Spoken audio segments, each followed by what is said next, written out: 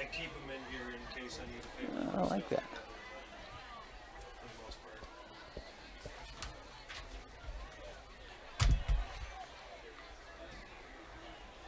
It's going now. Where's Rick tonight? He's You know? at the Holman Central game at Central. Well, So is at that UWL. is that UWL night? Yeah. They only did the one game At Central? Why was that? You know? Well, I think they're trialing doing it.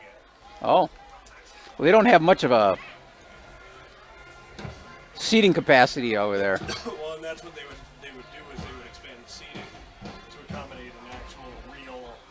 Yeah, the press box is pretty tame too. Yeah.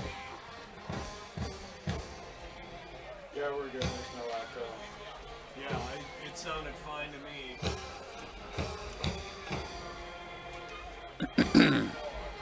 So whatever is going on here and there is the way it needs to be. Yeah.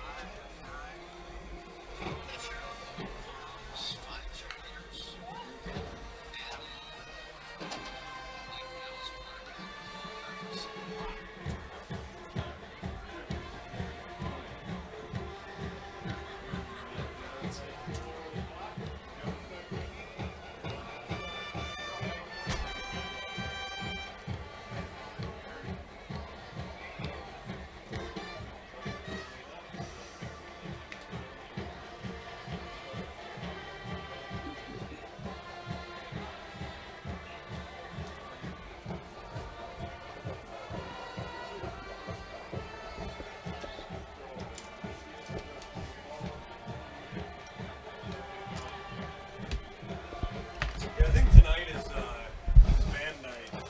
Oh, it is here? Yeah. I'm good friends with Kelly Martin, who teaches middle school band here in West Salem. So they're going to feature those kids tonight? I think they'll probably join the high school band for something on field.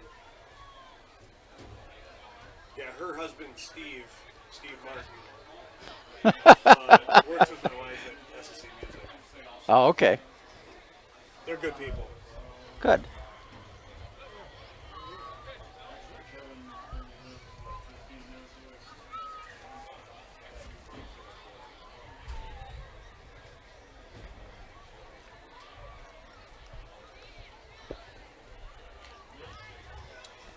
You know, I looked it up and I forgot to write it down. What's the name of the conference that Mike Mills plays in? Capital North. Capital North. Thank you. See, that's why I keep you around. They changed a lot of things around that Madison area in the last, Oh, yeah. I got to say, the last 10 years. Because of my old conference was dissolved and they went in a couple different directions, and they're in Capital South. And Yeah. Yeah, my brother lives in McFarland. oh, yeah. Outside of McFarland. Yep. They have a McFarland address. How you doing? Gentlemen? How you guys doing? Good. Good. Good luck tonight. Where, Have a good Where game. are you guys from? Central Wisconsin. Whereabouts? Marshville, Raptor. Okay. Sure. Cool. All right. Have a good night.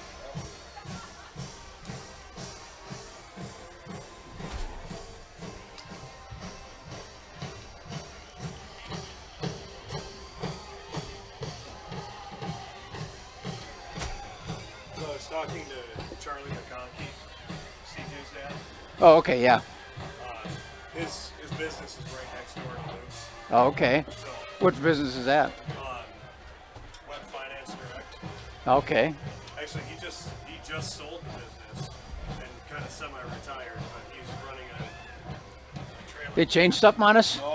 I forgot to talk to their coach pretty well. These are the guys that are going to be starting at those positions, running back and that you got Mark, wide receiver. Well, we're guessing. Beach is, well, Moen is their leading rusher, but he's a quarterback. Beach is their leading rusher as a running back.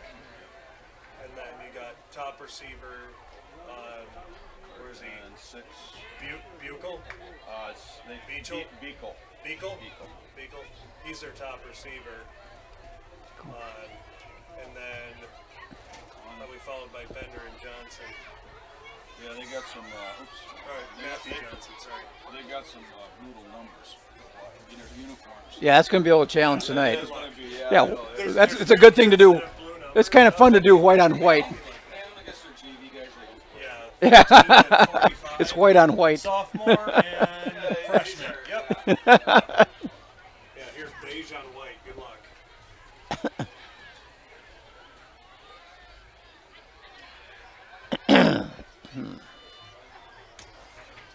That mowing is everything for them. I was looked at all conferences as a sophomore.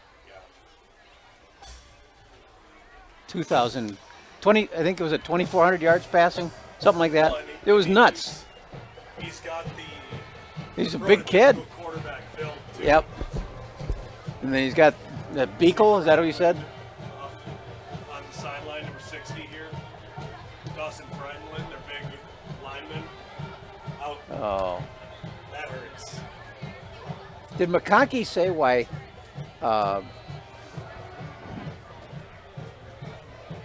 Roberts is just not doing anything this year? Just think he didn't say anything about. He just didn't do anything. Huh? I was gonna say I just expected a big year out of him. But I guess CJ was supposed to be the quarterback. Yeah. And tore his labrum to play baseball. Towards what? Labrum in his shoulder. Oh. Now, granted, take this with a grain of salt because this is, his kid. But he was supposed to be the quarterback. Barney was supposed to be the receiver. Moved the receiver, and then he's not able to throw. Oh, so everything just dominoed and everybody moved. Then another kid was hurt that was supposed to be like third string quarterback, and so now they're down to LaFleur, who's like their fourth guy. But LaFleur's all right. He Isn't can that throw okay, but I guess it's not working. Oh, isn't it? The offense is not in there. Oh. Because I guess CJ's having to tell him what reads to look for and stuff. Well, that could be. I mean, I think he's a sophomore quarterback. Yeah, he's only a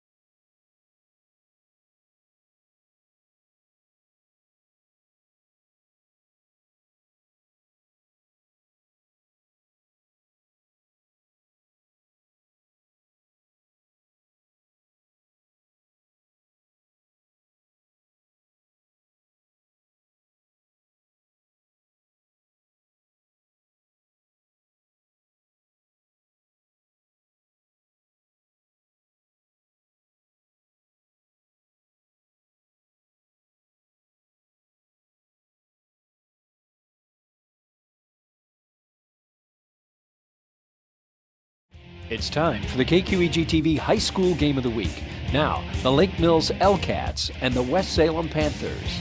The KQEG TV High School Game of the Week made possible by our sponsors, like Schneider Heating and Air Conditioning. Your comfort is their business. Southwest 2nd Avenue in Onalaska.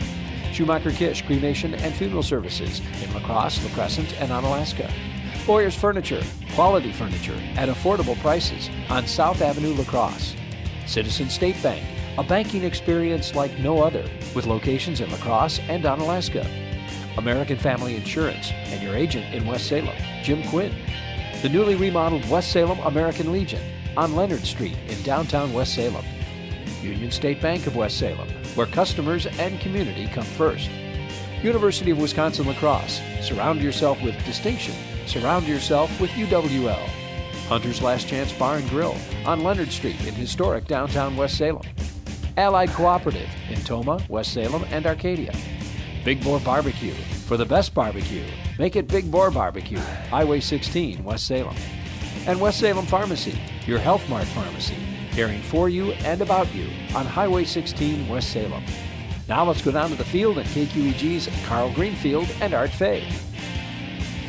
It's time. Welcome everyone to West Salem High School for your KQEG High School Game of the Week. This is Art Fay along with Carl Greenfield. We've got Luke on camera tonight. Non-conference game, number 4 game of the season for both these two ball clubs. West Salem hosting Lake Mills L-Cats.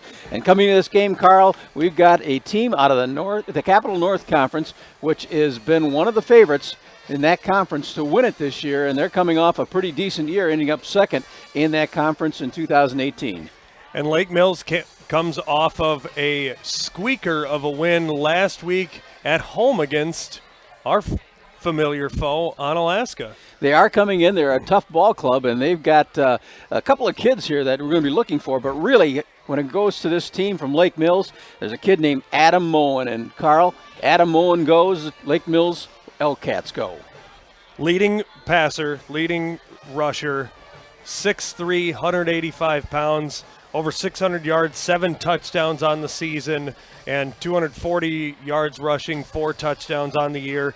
He is their offense. Well, so if the Panthers are going to have any sort of an opportunity to shut down this offense tonight, they're going to be keying in on number 6, Adam Moen. Well, a little bit on Adam Moen. As a sophomore, he was a unanimous first-team all-conference player last year.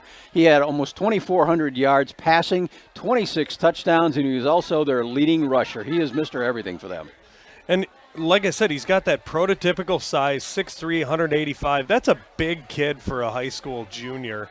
You know, you see college quarterbacks that are that size.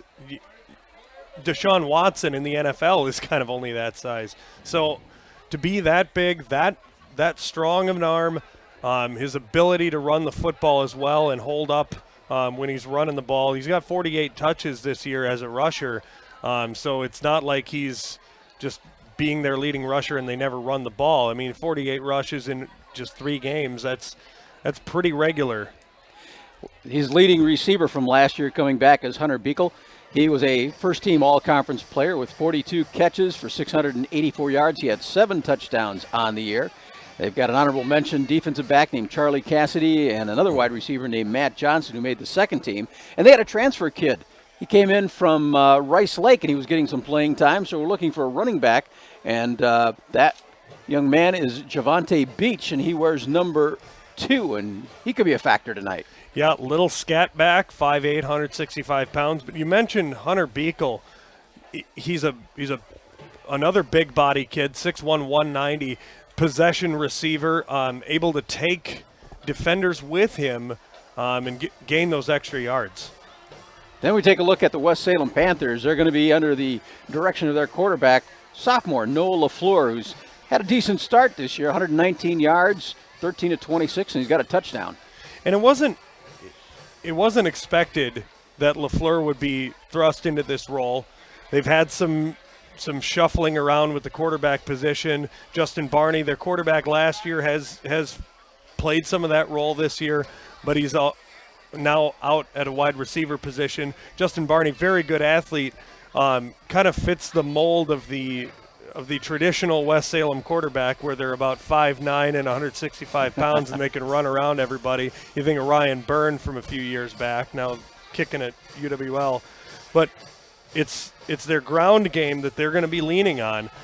Therick Roberts, big back, big strong back, and then you have Charlie McConkey with the speed around the, or excuse me, CJ McConkey. I know his dad Charlie, and so it's easy for me to make that mistake. I just saw him walking up the steps here. But CJ McConkey, good speed. He's dealing with a bit of an ankle injury, his dad told me. So he's been a little bit hobbled with that, but still able to display his speed on both sides of the ball as a linebacker as well. And after those two young men, they kind of handed off to three others and to mix it up a little bit. Austin Severe, wide receiver. He's their leading outside man. Austin Severe, David Latos, another good receiver for them. Both guys able to make plays in space. They got to have that space, though. So Lake Mills defense going to be keying in on those guys and trying to shut them down and keep them at bay. All right. West Salem comes in this game 0-3. Two of the three non-conference games. They lost to Holman last week. It's 25-7. And out of the Capital Conference, Lake Mills comes into this contest with a record of 2-1, losing the opener to Menominee, which is a good ball club from the north, and they beat New Glarus and Onalaska last week. Yeah, that's no small feat to take on Menominee, and so we know about Joe Labuda and that program up there. Menominee always a perennial power. So I guess it's one of those things where you almost expect it unless you're another powerhouse. All right, both the teams coming back out onto the field, getting set for the national anthem and the opening kickoff. We'll take a break and be right back after this. West Salem and Lake Mills on the KQEG High School Game of the Week.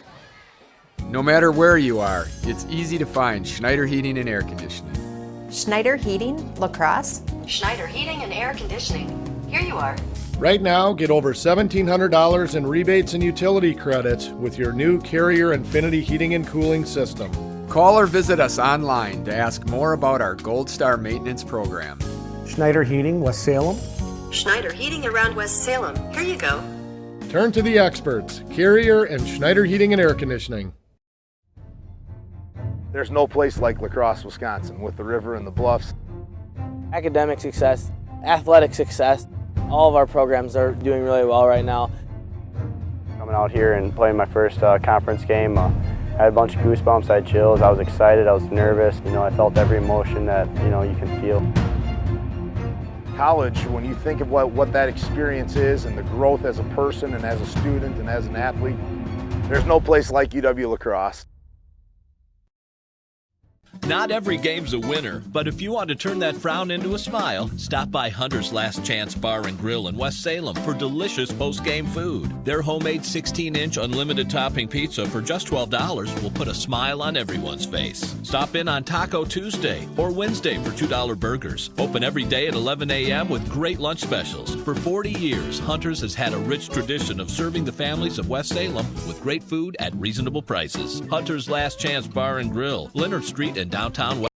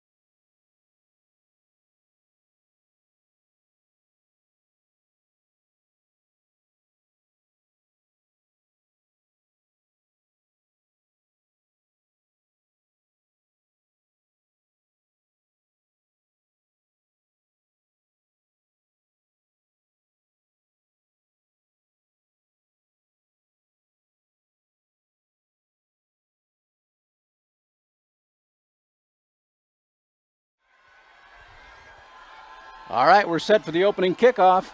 Kicking off for West Salem will be number 21, Justin Kettner.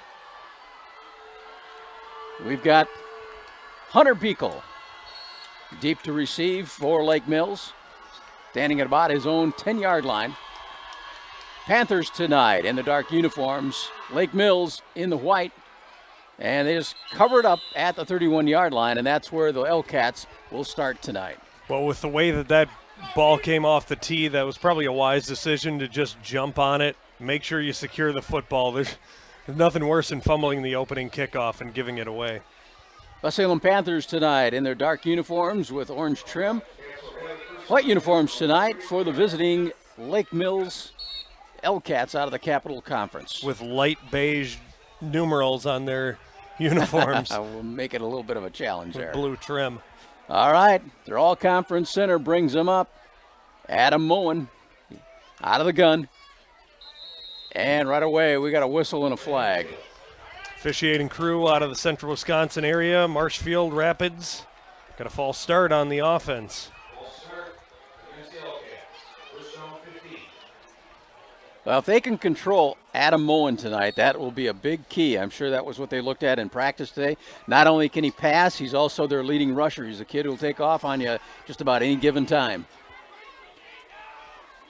You can see him directing traffic. 4 wide receiver set. Looking out, he's airing it out right away. Oh my goodness, wide open out here. Completely uncovered. Beekle cuts it back across, and he's going to go the distance. 74 yards on the first play of the game. My goodness. You know, we talked about their potency as an offense, but we didn't think we'd see it this quickly. So Beekle, there were 2 receivers on this side of the field. And only 1 defender. Exactly, and Beekle came up with it. That's a recipe for disaster. That was just set up, and away they went. 74-yard TD pass. Looks like we got a brand new scoreboard across the way. Nice and bright. And the extra point. That is good. So 1 play, 15 seconds in the game, and it's 7-0 Lake Mills. They take off on the opening play of the game after a penalty, and they air it out. Somewhat reminiscent of last week. West Salem facing Holman. Jaden Abraham took the opening kickoff, 87 yards for a touchdown, but this is more or less the same result. And the Panthers have themselves on their heels again to start a game for the second week in a row. 64 degrees to start the game, a little bit overcast. We got a lot of rain in the area last night, but the field looks in pretty good shape. Colin Dumars is back deep to receive for West Salem. This Lake Mills team has only got 5 seniors on it, but the kids that have been on the field tonight that are juniors have seen a lot of action at the varsity level already. So they've got actually a veteran team dominated by juniors. So Lake Mills will kick off from the 40, finding themselves up quickly with a touchdown. End-over-end kick will be taken at the 10-yard line. At the 20, puts his head down across the 30 and down at about the 32-yard line. Good strong return there. Pretty good field position to start. Tonight, I've been told is band night. Dave Keys, the director of the high school band. Kelly Martin at the middle school level. And I mentioned Art before we started our broadcast. Dawson Freidenlin, their big offensive lineman, number 60, on the sidelines with a big knee immobilizer on. So that's a huge loss to their front. LaFleur rolling out to his right, got it out, and complete. That pass goes to number 12, Justin Barney. We also notice that David Latos is in civvies on the sidelines tonight, so we won't be seeing him, and he was a key player for these Panthers. Yeah, so a couple of injuries. Latos, I believe, has a hamstring injury, and so keeping him out of the lineup, so we'll see a little bit more of some reserves filling in for him. Handoff goes to Roberts on the right side between the guard and tackle. Picks up about 3 yards, maybe on the outside 4, so he'll bring up 3rd and short.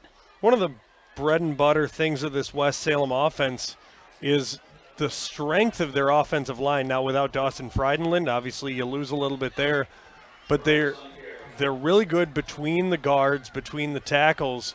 Not so much as you get to the outside.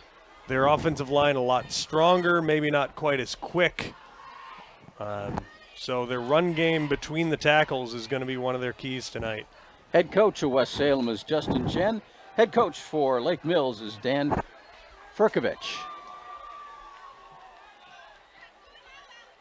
Handoff straight ahead they go again. This time going to be coming up short. Maybe I think it's going to be about a yard short of. Stopped him right at the 40-yard line there, Therick Roberts.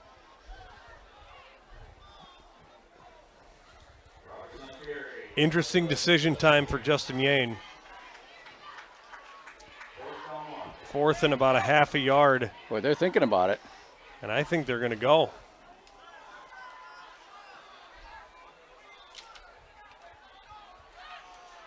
See Jack Haley bringing the play in from the sidelines, number 83. Be interesting to see if they just try to draw him off sides. Not a bad idea. But 4th and less than a yard at the 40. They do take it, hand it off. They got it. They got it, but not by much. No. Boy, he hit the line hard, Roberts, and he might have got it by a half a yard. Yeah, the spot gives him about an extra half yard, so 1st down. A bold decision to start the game, but it pays off. See Adam Gorski bringing the play in from the sidelines as well.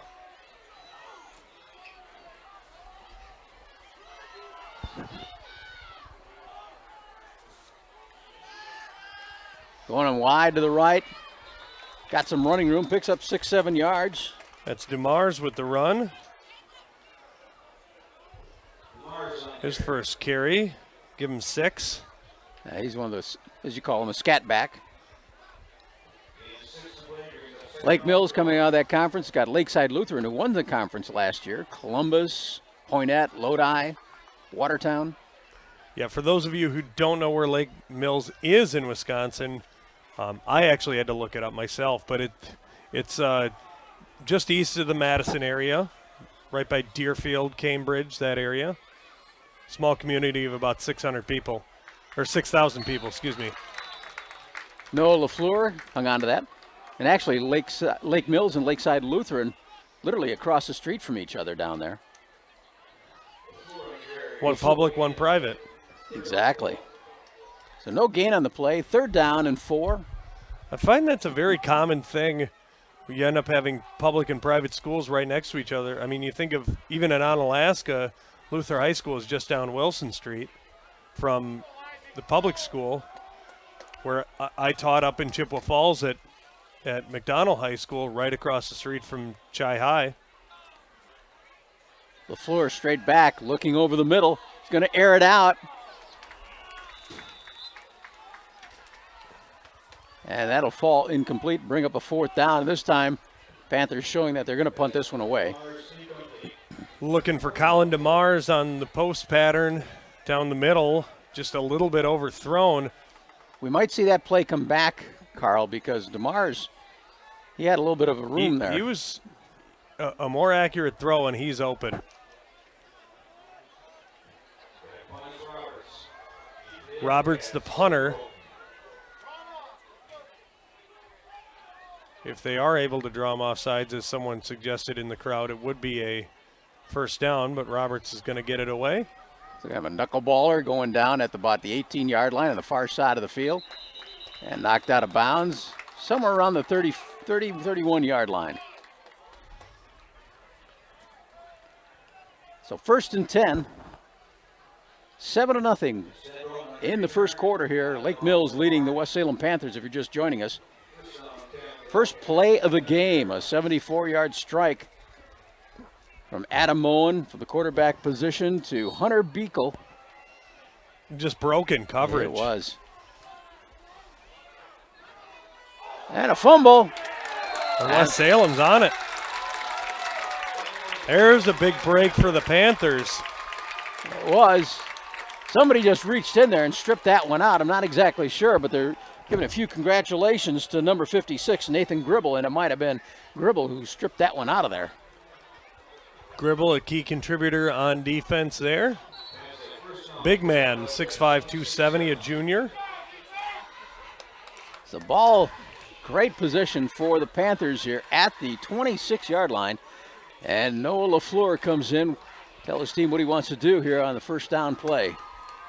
Great opportunity for these Panthers.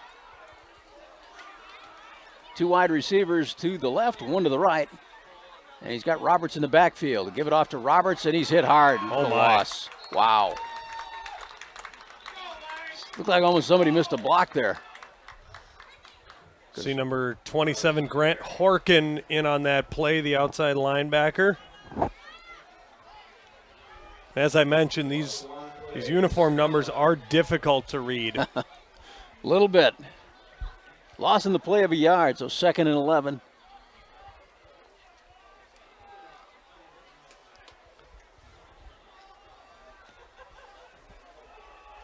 Same lineup set. Lone back is Roberts.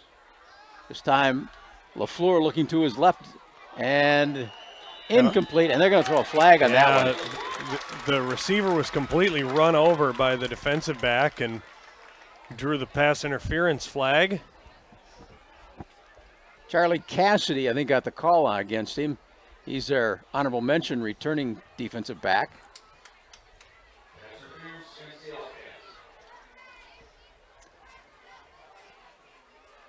You have to be careful when pronouncing the Lake Mills nickname, L-Cat.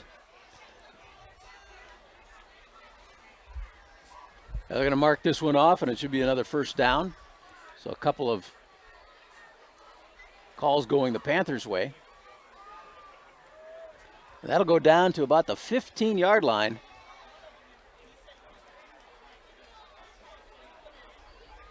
And a 1st and 10 from that spot.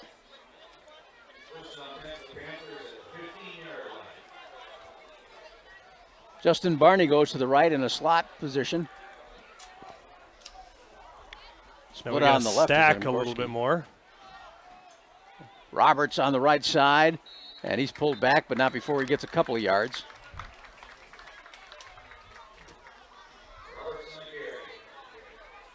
You mentioned Ryan Byrne playing for UW La Crosse. Not only does he kick, they've got him now as a wide receiver, Carl, and he caught a couple passes against Concordia last week.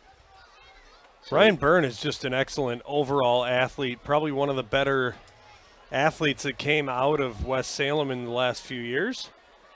Well, Coach Mike Schmidt said, he's just too good to keep out of the lineup. 2nd down and 9. That's a good problem to have. McConkey in the backfield.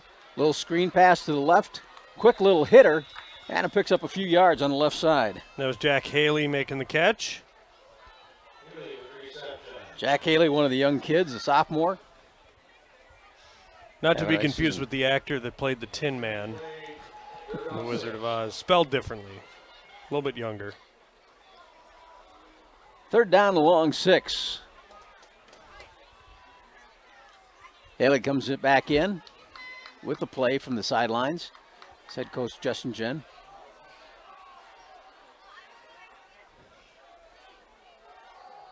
Barney and Sevier split wide to the right. They give it to McConkey. He's got some running room out there looking for the corner. He's got it. He's in. 11-yard run for a touchdown. C.J. McConkey, his first carry of the night, and it pays dividends.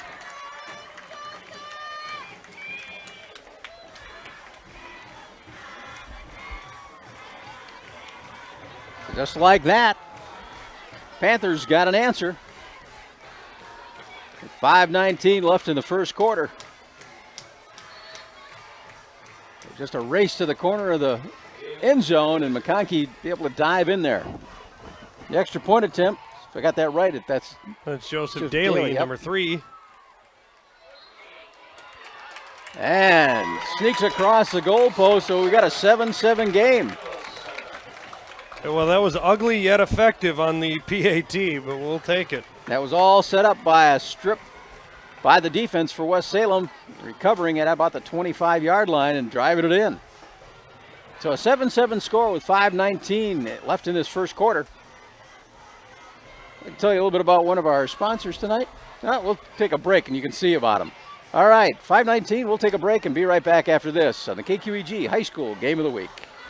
You want barbecue, but she doesn't? What do? Hi, Jerry here at Big Boar Barbecue. We know not everyone wants barbecue. That's why we feature so much more, like our fried chicken, Philly steak sandwich, meatloaf, great burgers, salads, wraps, and more. So keep feasting the family, stop in and try something from our extensive menu. It's so much cheaper than a divorce. Big Boar and more, Highway 16 West Salem. Just come on down for the best food in town at Big Boar Barbecue. Yeah, it's a mouthful. Welcome back. Under the lights, Friday night here at West Salem. Tie ball game, 7-7. Panthers taking on these Lake Mills L-Cats. They're expected to challenge for the conference title in that Capital Conference this year, Capital North. Beekle and Johnson back deep to receive. With a fumble setting up the good field position and a penalty, and then a couple of good runs capped off by McConkey. And a low end over end taken at the 25 by an up man. Coming our way, and he gets across the 40 down at the 41. That return was by number 14, Charlie Cassidy. Mentioned him as a returning all-conference linebacker, but handling the ball there as the up man in the kickoff return team.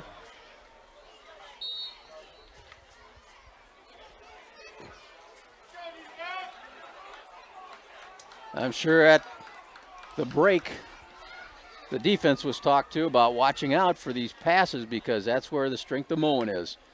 One of the elite passers from the state. There he goes again, and he's going to tuck it in. Looking downfield, he's going to run with it. And he picks up a nice chunk of yardage. Got to be cognizant of his running ability. That's what Moen's looking for when he sees the man-to-man defense. There's nobody accounting for the quarterback looking back into the backfield. So they marked him out. Only a 4-yard gain for Moen. I thought he had gotten a couple more before he went out of bounds. Well, 6'3", 185 pounds. It's a big kid. He's showing us he's got a little bit of speed. 2nd down and 6 at the 45. Moen again. This time he's going to his left. He's strung out there. He's not going to make the corner. All made possible by Trevor Trouch stringing that one out on the outside. He loses a couple yards there. Boy, what a nice defensive play by number 55. He read that play really well, stayed with his contain. A lot of young guys would crash inside on the play action fake. So, loss of 2. Got a false start on the right tackle.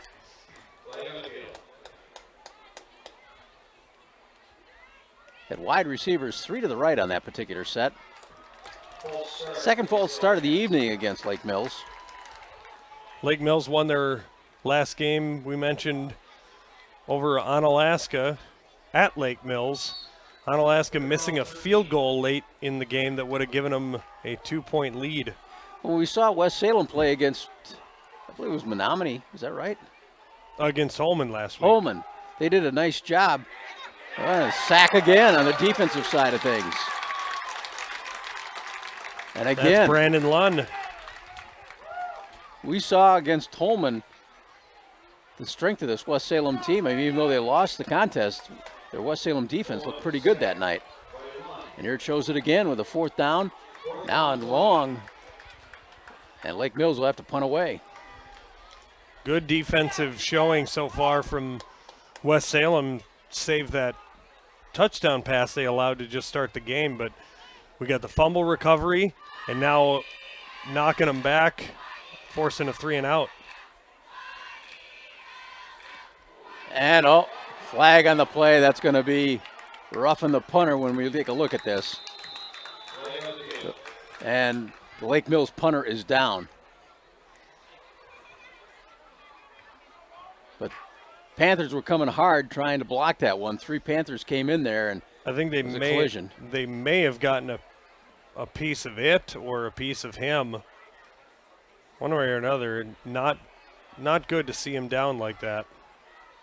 Yeah, when you get exposed like that, and they're working on his left leg.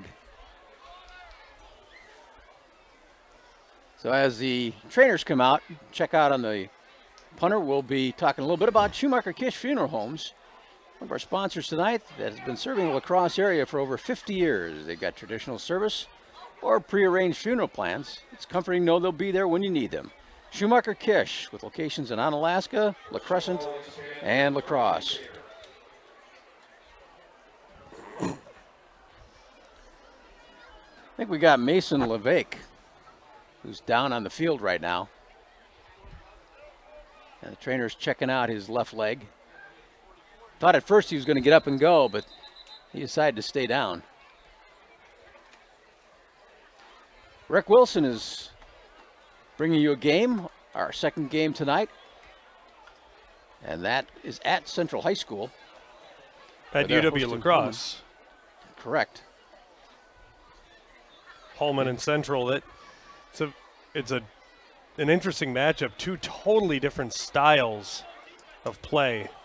Holman with their ground and pound, Central with their air it out. Although Johnny Davis a threat to run as well.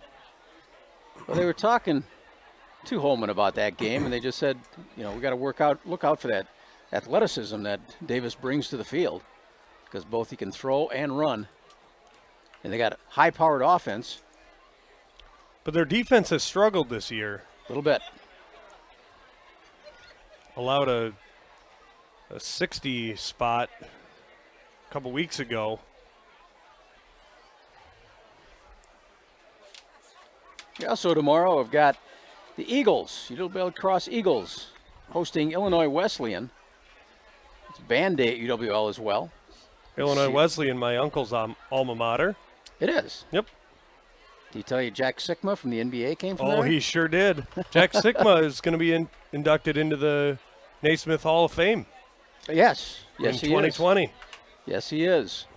I've been down to that school, and they've got a little bit of a display just for Sikma's, time there.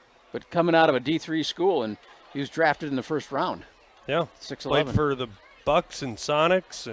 Exactly. But the Eagles tomorrow playing Illinois Wesleyan. Illinois Wesleyan ranked 14th in the country. And La Crosse, I believe, was ranked 23rd this week. So they got votes, and they made it into the top 25. Could be a great game. 1 o'clock. You can watch it on a live stream from KQEGTV.com or the replay on Tuesday night at 7 on KQEG-TV. Got a shot of one of the equipment managers, young man filling up the water bottles at the Gatorade containers there.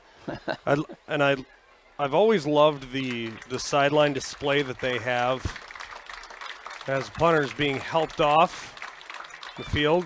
Good to see him upright.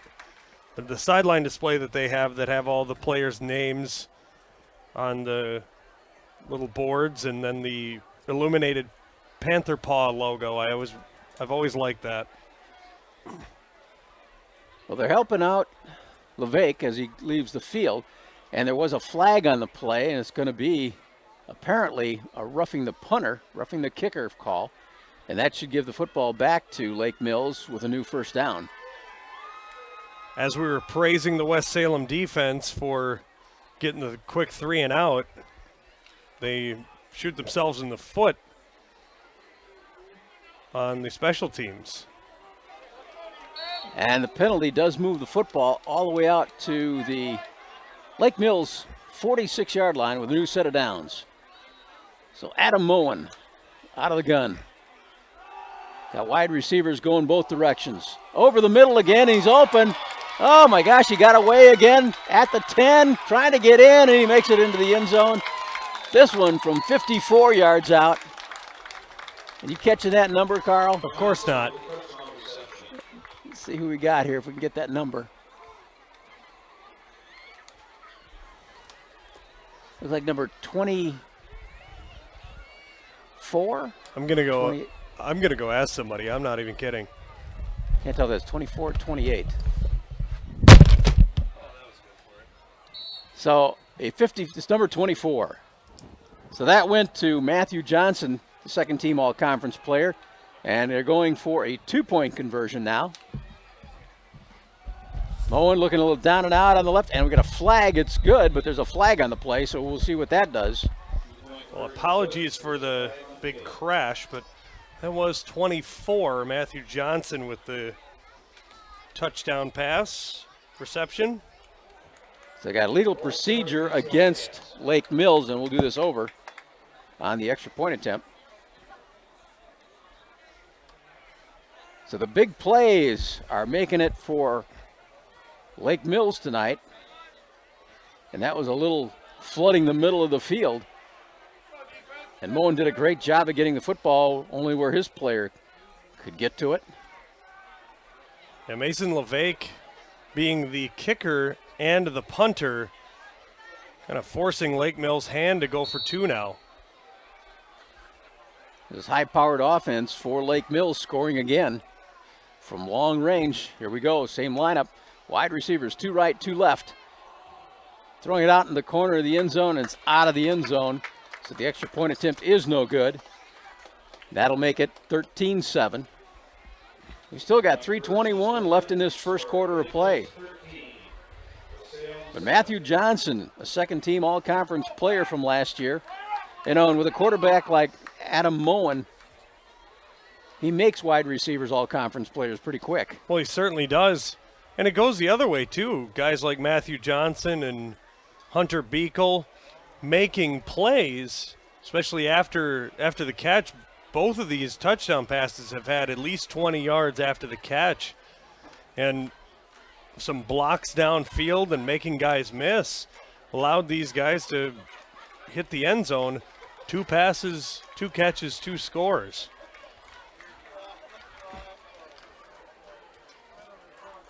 As they're setting up here to kick off, we'll take a quick little look at American Family Insurance and your West Salem agent, Jim Quinn.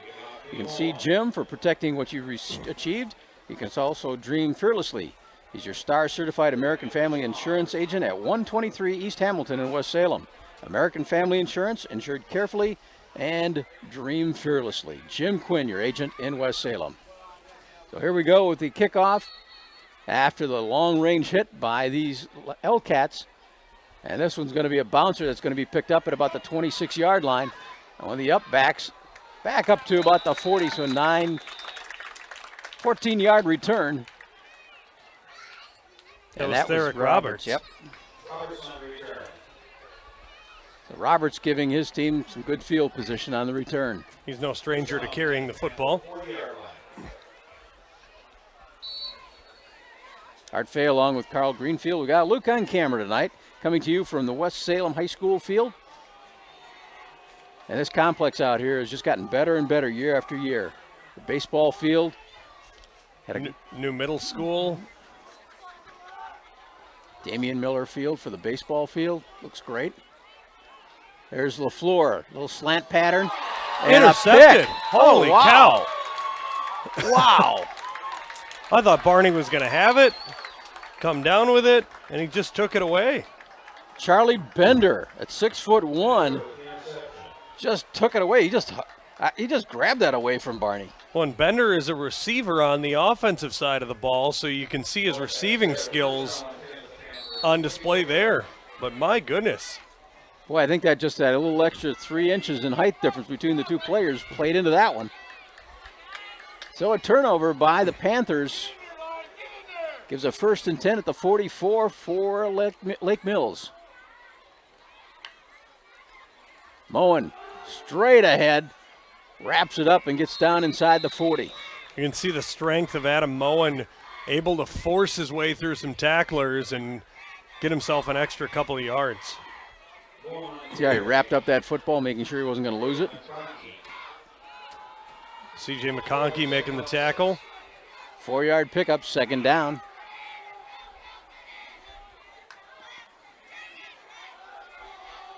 Over in the far side of the field. And just a quick hit pass and a first down to the 30. That's Johnson again.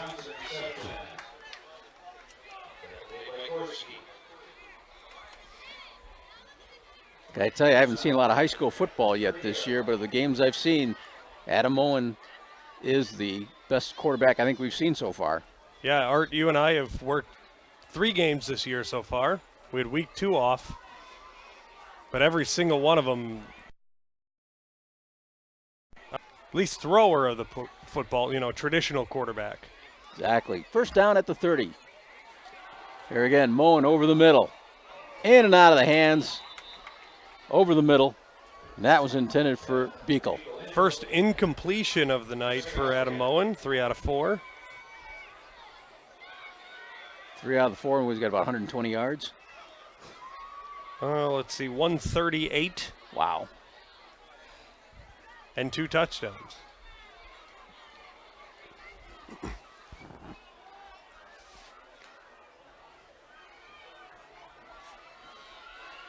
So we got a second down coming up, 2nd and 10.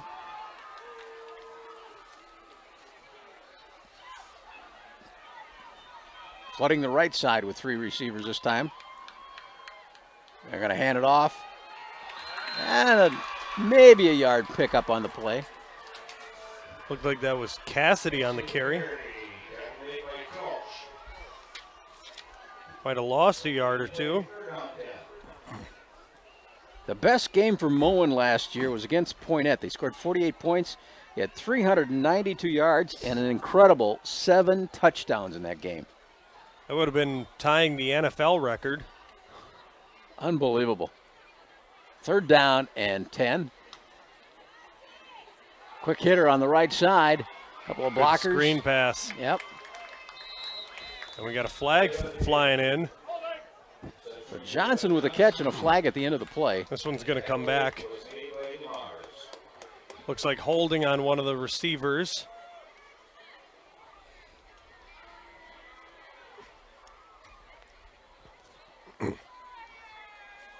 Giving the captain his options, Dylan Knoll.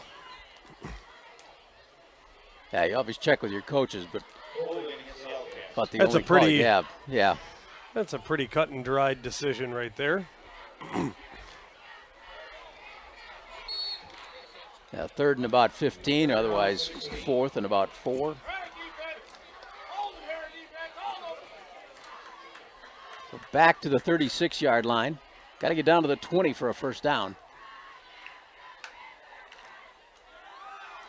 Little slant pattern on the left side. Got his man. It's going to be short of first down, but not by much. A lot of contact on that tackle. Wow.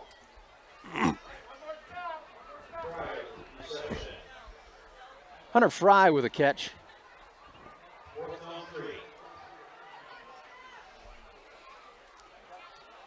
And at this point in the field, I think they're going to go for it. Here they come.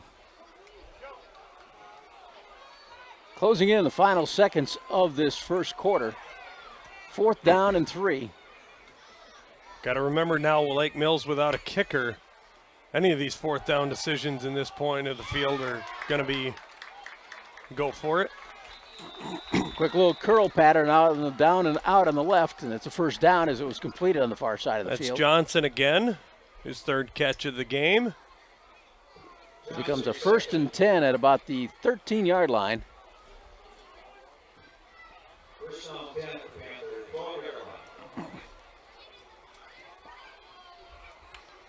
Coming in motion, they're going to hand it off to the movement back. Coming our way, and he dives ahead down to about the 7. That was Johnson with the carry. And that was the final play of the first quarter. So we come to the end of the first. It is 13-7. Lake Mills leading the Panthers. We'll be back after this on the KQEG High School Game of the Week. You're invited to visit the newly remodeled West Salem American Legion in downtown West Salem. Come see the new banquet hall and meeting rooms. Check out the new bar and amenities. Then stop in this Friday for a delicious fish and shrimp dinner with choice of potato and salad bar. Play bingo on the first Monday of the month. Bring the family for an all-you-can-eat breakfast on the second Sunday of the month. For more information, go to westsalempost51.org. Schedule your next event at the all-new West Salem American Legion in historic downtown West Salem.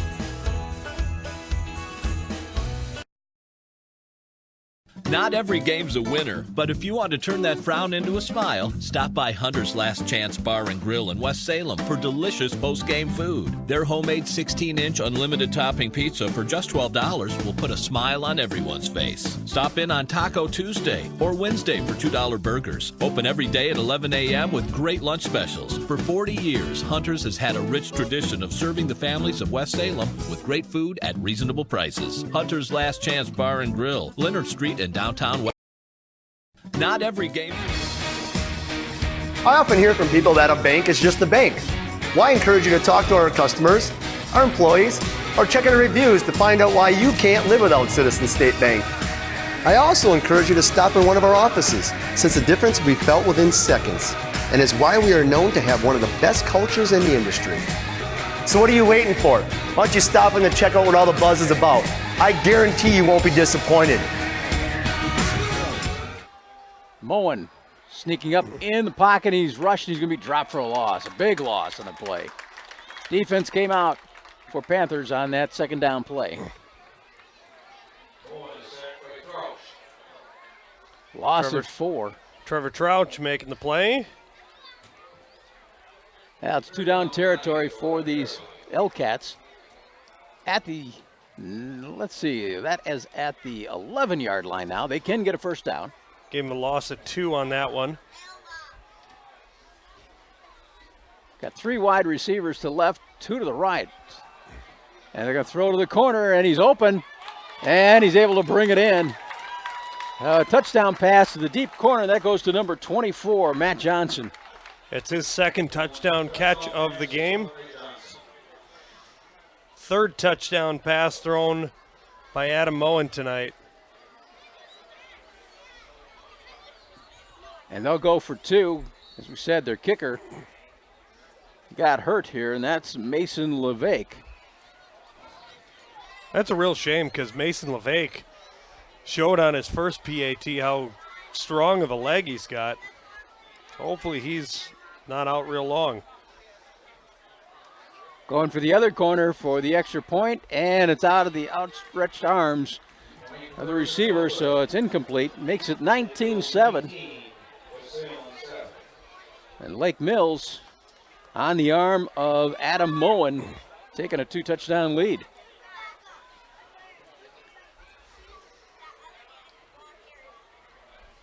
So what do you expect at halftime here, Carl, with the band night?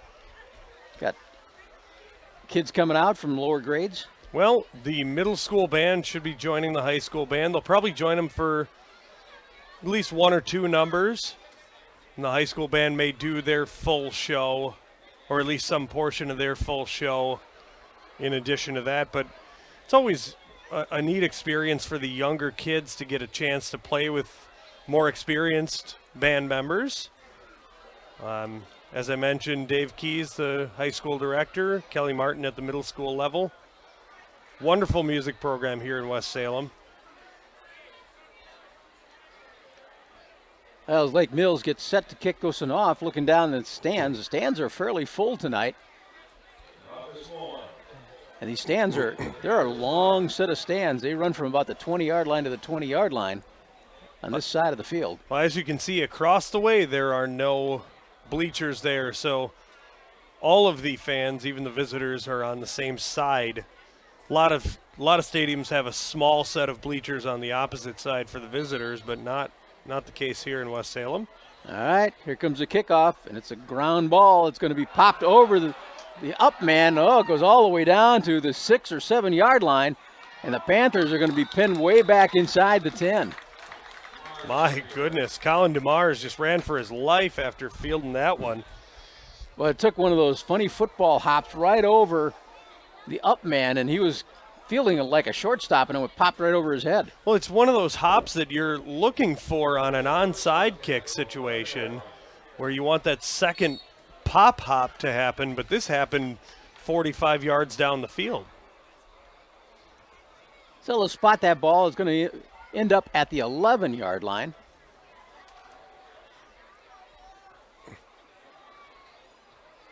And we're just early in the second quarter. Off in the distance, you can see a coach bus. That must have been a nice ride for Lake Mills on their way over here. I think so. LaFleur pitches it back on the option, cuts it back up, and gang tackled at about the 13-yard line. And that's Justin Barney making that carry. Barney, quarterback the first game, and somewhere in the second game of the season, they switched it over to LaFleur. Yeah. And LaFleur coached that second half of that game and all of the last contest. So each of those two kids coming into tonight's game had about a game and a half at QB. As a 3-yard pickup, 2nd and 7 at the 14. Handoff on the inside. Nowhere to go. I think that was McConkey. No, that was Dumars. Oh, no. Dumars, yeah, at the bottom of that pile. So it brings up 3rd and 7 after no gain.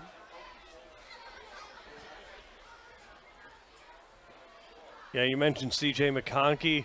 Only one carry tonight, but he was the lone scorer for the West Salem Panthers tonight.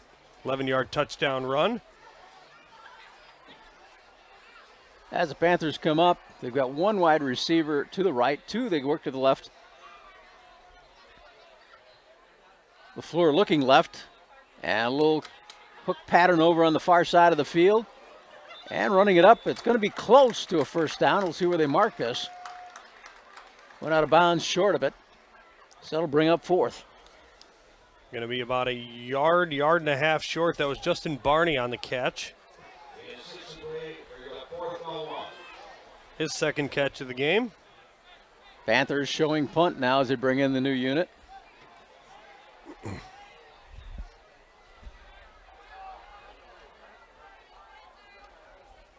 And deep to receive will be Michael Stenbrotten. And he'll be back on his 40-yard line. Only a sophomore, but 6'3" as a wide receiver. Well, it is quite a youth movement for Lake Mills, but as we said, these kids have seen a lot of time on the field as varsity players. That one, a line drive out of bounds. Went out of bounds at about the 35, so Lake Mills with some good field position. And that's all set up by that odd bounce that Lake Mills got over the back head of one of the deep receivers for West Salem. I was just going to say the exact same thing, that setup dropping West Salem back to their 11-yard line. 31-yard line is where that was marked out of bounds. Wow. So only about an 11-yard gain on the punt. And Lake Mills has showed they can strike really quick. And they've got the ability to put a lot of points on the board. They've already got 19, leading 19-7 over the Panthers. Blitz coming off the edge. Moen, a quick little snapshot over the middle. That was Cassidy making the catch. And Moen's spreading it around a little bit tonight amongst his receivers. 3-yard pickup, 2nd and 7. You know, this Lake Mills team would rather pass and run. Somewhat unheard of in high school football. But that is very true. Somewhat reminiscent of the Onalaska team from about 3 years ago. Brayton Dewan, the quarterback. There's tucking it in, goes Moen. And he's found the corner, and I think he's got the first down, just barely. So.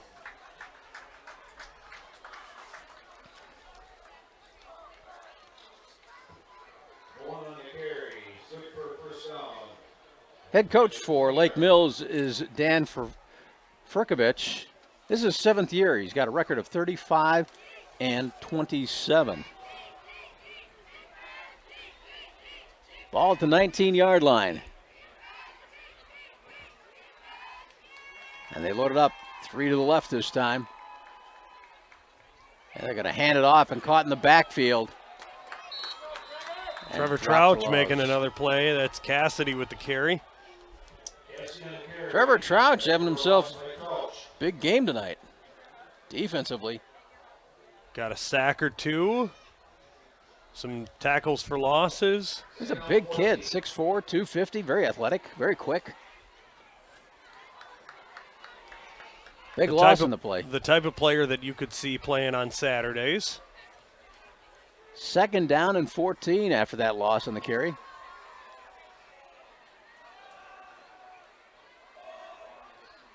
Out in the flat. Oh, slips one tackle. Dives ahead. Good catch and run on the far side of the field. That was Johnson again. Well, Johnson's showing why he got second team all-conference last year. Give him a gain of 8 on the play. That looked like a Matthew Stafford type little sidearm flick. A little bit. Boy, Moen, just a junior. As we said, he was a unanimous choice at quarterback last year as a sophomore. Keeps the football, runs to the right. It's going to be short of the first down, it looks like.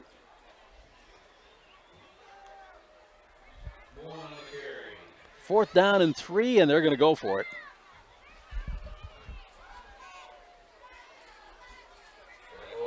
Ball at the 12-yard line. And this lineup is very familiar. 2 wide receivers, right and 2 left. Moen, a little down and out pass. He's got his guy, and he's trying to tiptoe in and didn't make it into the end zone, but he's down close. Marked him just short.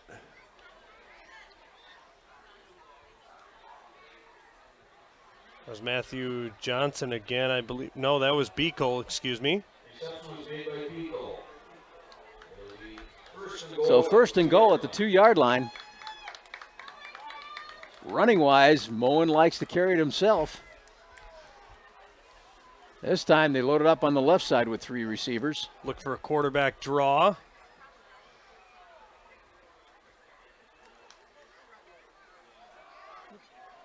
Fakes to his right. Throws it in the end zone, and we got a flag in the end zone. Got their legs tangled up, so it looks like that'll be 1st and goal from the 1. It was well covered. You could see Moen going back and forth, trying to figure out where to go with the ball, and eventually tried to just lob it for Beekle and ended up drawing the penalty flag. The first option he had was covered, and then Beekle kept active in that corner, and finally they threw it in there and they got tangled up. So it is a 1st and goal from the 1. It's a tough thing for a young quarterback once they get off their first read. If that's covered, where do you go from there? Moen making good decisions with the football. Moen going to take it, go to the right side, and he carries it in from a yard. Adam Moen doing with his legs and his arm tonight. So now 3 touchdowns through the air and 1 on the ground for Adam Moen. We talked about it in our opener, how much of the offense goes through him. And he's showing us exactly why we were talking about that. Kind of watch where this young man ends up at the end of his high school career, because there are going to be a lot of teams looking at him at the next level. There's Moen passing for the extra point. It was tipped at the line and incomplete. So 25-7 with 6:20 left in the half. We'll take a break and be right back after this on the KQEG High School Game of the Week. No matter where you are, it's easy to find Schneider Heating and Air Conditioning. Schneider Heating, Lacrosse. Schneider Heating and Air Conditioning. Here you are. Right now, get over $1,700 in rebates and utility credits with your new Carrier Infinity Heating and Cooling System. Call or visit us online to ask more about our Gold Star maintenance program. Schneider Heating, West Salem. Schneider Heating around West Salem. Here you go. Turn to the experts, Carrier and Schneider Heating and Air Conditioning. You know Boyer's Furniture. We've been in business over 100 years selling quality furniture at budget prices. But who's choosing the furniture we're selling? We picked out sofas, and more sofas. We picked out love seats, and more love seats. We picked out recliners, And more recliners. Dining room furniture. bedroom furniture. With buyers like these and USA brands like Ashley, Marshfield, and Best, you can't do better than Boyer Furniture. Welcome back. The L-Cats from Lake Mills ready to kick off. And they got a line driver, squib kick, going down at the 20, picked up there, across the 30, and he'll land at about the 35-yard line. And that's where West Salem will get it. And a little bit of pushing and shoving after the fact. And they throw a flag on that one. The return was by McConkey. And West Salem, I think, will get some additional yards on this. Or did you see it the other way? I think it's going to go against Lake Mills. I saw number 4, Cole Flood, in a shoving match.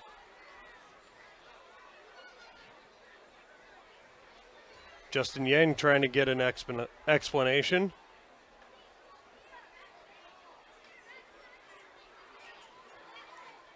Describing how he was hitting him, it looks like. I don't know what the extra explanation is, unless it maybe wants him ejected or something. I don't know. I don't know either. But it's going to go West Salem's way. Unsportsmanlike. Oh, it showed unsportsman against West Salem. They're bringing the... Oh, he made the wrong call. Because the first one was he called against West Salem. Yeah, that didn't make much sense there. Almost every time you see a shoving match that happens, it's the second guy that gets involved. The official went over to talk to Coach Furkovich, and he didn't need much of an explanation. He knew what was going on. I'm sure his player is getting an earful right now. I bet he is. Well, the penalty moves the football to midfield. The L-Cats have scored 4 times tonight, and their kicker got hurt. And that has affected really the extra points. They have only hit the 1 extra point on a kick.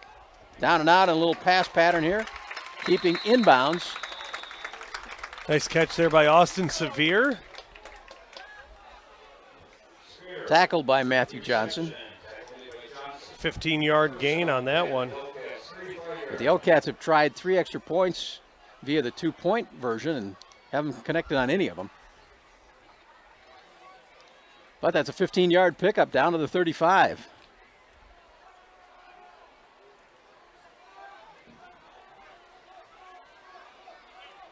Important drive here for West Salem, and now we got a timeout by the Panthers. So Coach Jen wants to talk it over a little bit. And while we do that, we'll talk a little bit about the Allied Co-op. Allied Cooperative, the products you need from the people you trust, all close to home, from feed and grain to LP and refined fuels to Ace Hardware and Cinex. Allied Cooperative. Now, that's something to cheer about. Rick Wilson is at UWO tonight. That's our second game, as Central is hosting Holman. They got to be getting close to their halftime as well, and we'll pass along any scores that Rick shares with us. At UWL tomorrow, Illinois Wesleyan, the Titans come in, take on the Eagles in their second non-conference game of the year. 2 ranked teams in the country. So if you're watching this on the stream and you want to see some great D3 football, we've got it for you tomorrow. Should right be a across. good one tomorrow afternoon. Madison's going to be nuts tomorrow. Michigan. Yeah. And a couple of my friends went to Iowa, and they're playing Iowa State. College game day is going to be there. I can Got see a good that. slate of college ball tomorrow. LaFleur out on the flat, broken up. Nice defensive play by Lake Mills. That's Jackson Retram, the junior outside linebacker, getting his hand in there. This is an athletic team for Lake Mills. As we said, they're very young. 5 seniors only on this club. And a lot of these kids played last year on a team that went 4-1 in the Capital North. By my count, now this is the weights that we're given on our roster sheet, but there are only 4 players that exceed 200 pounds on the Lake Mills roster. Wow. Whereas West Salem has 4 of them on their offensive line alone, plus 1 more. Their whole O-line is north of 200 pounds. That second down carry was done by Colin DeMars. 5-yard pickup. Brings up third. And we got 5 minutes left in the half. It's an important drive for West Salem if they can get on the board here.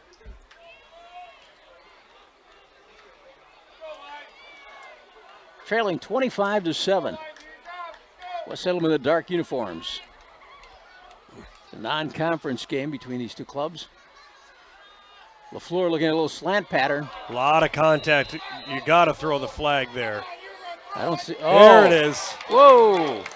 We got some really late penalty flags, but they got out there. The two officials were looking at each other, and I'm like, surprised. Are you going to call it, or should I? Because Lake Mills really thought they got a clean defensive play on it.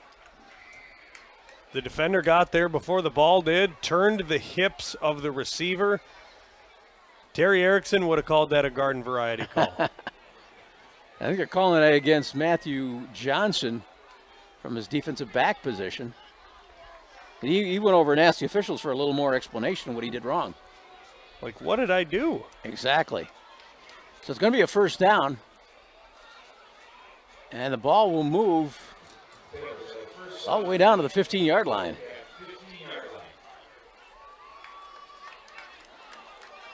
So penalty helping the West Salem Panthers get another first down. Therick Roberts in the backfield now with LaFleur. 2 to the left, 1 to the right. Barney in motion. And we got a penalty flag before it gets going.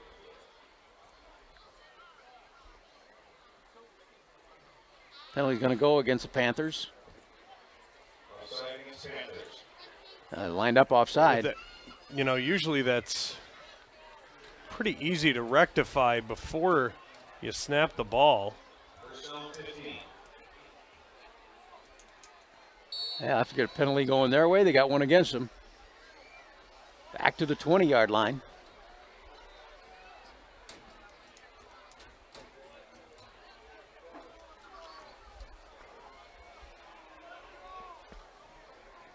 Boy, last night a lot of thunderstorms in the area, especially south of our area. Down by Prairie du Chien, they had no school today. It was just crazy down that direction. There's a little pass out in the flat, caught at the 15-yard line. Nice Barney move fighting. by Justin Barney. Wow, all the way down to the 10-yard line. Justin Barney with a nice catch and run. I like that little stop and go that he did, almost a swim move in the open field, making the defender miss, getting himself an extra few yards. Much more manageable 2nd and 5 now. Barney showing his athleticism at 5'9", 160. 10-yard pickup, 2nd down and 5. Barney, the lone receiver, to the right this time. Severe to the left. Barney going in motion. Hand off to Roberts. The big guy goes up the middle. And he's piled up inside the 10, maybe down to all the way to the 8. Give him a gain of 2. Roberts been fairly quiet tonight. Got 6 carries. Really only 8 yards to show for it. 3rd and 3. I'm sure we're in 2-down territory. Roberts to the left of LaFleur. LaFleur going back to pass. Going in the corner, and that one's broken up. Hazardous throw there. He was looking for Severe, but there was coverage right on top of him. I think that was Hunter Beekle breaking that one up. So that'll bring up 4th down and 3. Big play here now for the Panthers.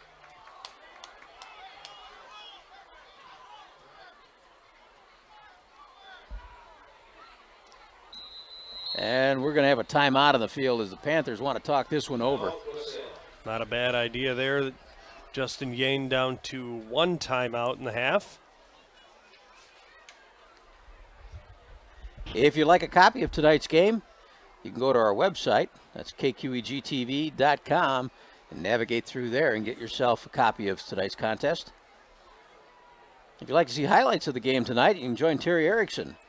He's got a program called 7 River Sports. It airs on Wednesdays at 5:30 and at 9 o'clock. I think Terry will be along with Rick Wilson at UWL tomorrow. Rick was also talking about an upcoming game. They travel out to Dickinson State out in North Dakota. That's a long haul, but they're going to make the drive. Yeah, Luke's going to go along with them. Are you, Luke? As he nods his head. That's an overnight stay. 3 days? Hope you get a nice hotel room out of it. I hope so, too. All right, big 4th down play coming up for the Panthers. 4th and 3 from the 8-yard line. They got 2 wide receivers to the left. Austin Severe to the right. They're looking left, a little down and out pattern, and they got a flag out of it. And you can see Justin Barney trying to put his jersey back over his shoulder pad. That's how much contact happened there. It got a good-sized tug on the uniform. That's going to be a 1st down. That'll be half the distance. And an automatic 1st down. I think Lake Mills, the defensive back, is still asking for an explanation. And I guess when you pull the jersey over the shoulder pad, pretty easy to call that. I think so.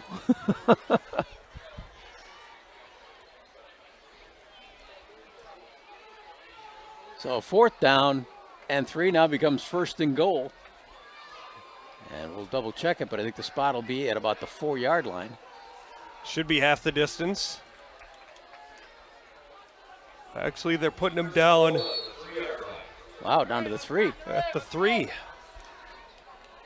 Let's see if West Salem starts pounding this out. They got plenty of time. 3:14 left in the half. Derek Roberts going the left side over his guard. Picks up a couple.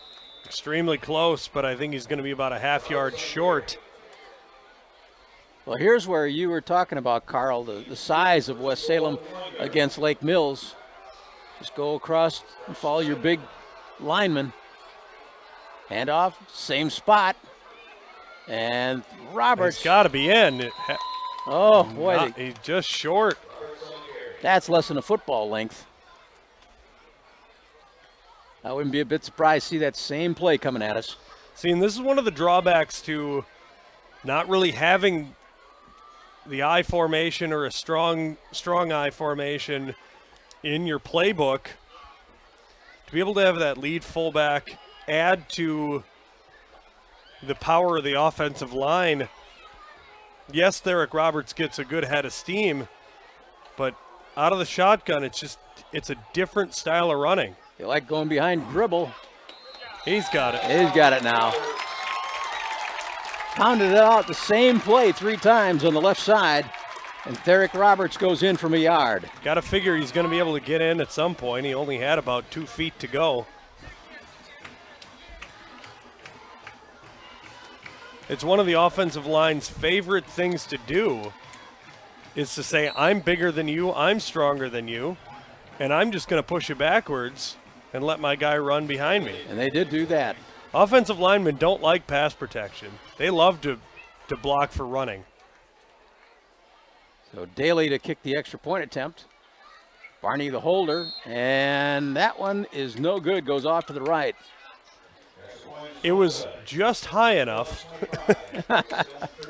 It cleared the height of the crossbar by about 1.5 feet, but pushed it wide. Now the missed extra point makes the score 25-13, 2:09 left in this half. And with that high-powered offense of Lake Mills, West Salem's got to be just careful not to let anybody get through. Plenty of time for them to do something. one of the things on Lake Mills' side is the fact that they have 3 timeouts and the clock pauses on every first down. So they have plenty of time to be able to get it down the field with the way that they can move the ball. Lake Mills' homecoming comes up on October 4th.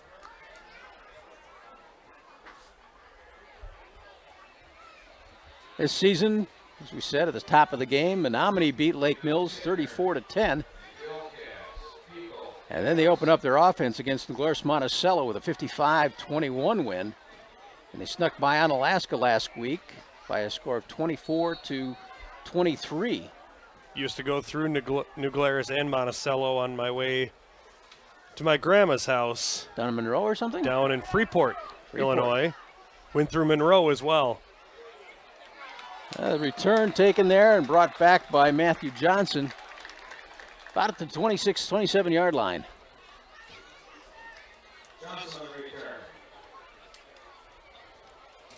Always had to stop at the Swiss Colony. Oh, yeah. Going through. I grew up in that immediate area. And that Swiss Colony has been there for many, many years. At their Labor Day William Tell Festival still going on. 25-13. They got the best honey mustard. Oh, airing it out. Triple coverage. Whew. Boy, that wasn't far from being caught. He's looking for a penalty flag as he jogs back in.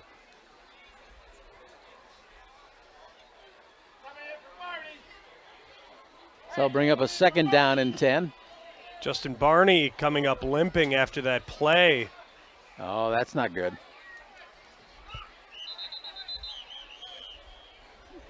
So we got an injury timeout as Barney's still on his feet, but that left ankle he's kind of favoring right now.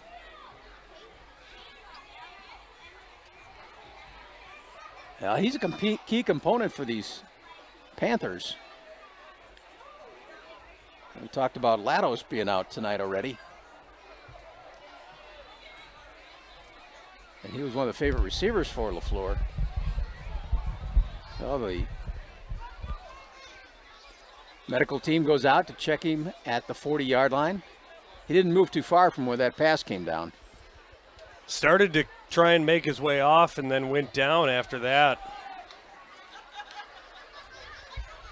So that's a huge loss, obviously. Justin Barney, a talented receiver, but also a talented defensive back.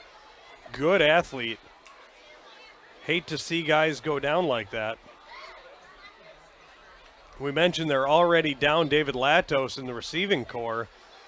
So they're going to be digging deeper on the depth chart than they probably anticipated this evening. Yeah, it makes young kids come up and play. The one thing it provides, I guess, is, a silver lining is some good experience for the younger guys, but never want to see a guy go down for that.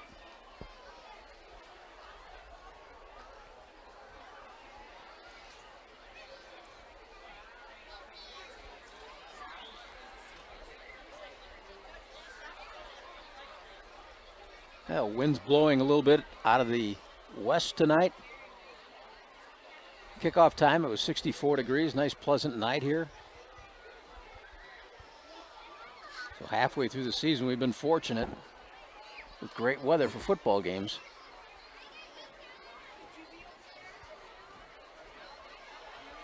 This weekend, a big game in Lambeau Field. Packers taking on the Vikings.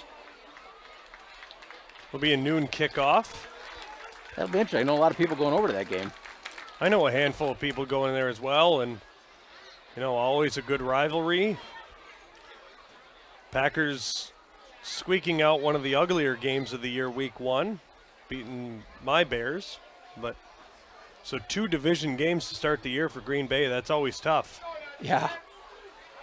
Especially as physical as those contests can be. Usually hope to get out of there with limited collateral damage. Well, we'll see how Barney does over the halftime and see if he comes back out. Minute 59 left in the half. That's 1st and 10 on a 2nd down play. Oh my goodness. Boy. Oh, wide open.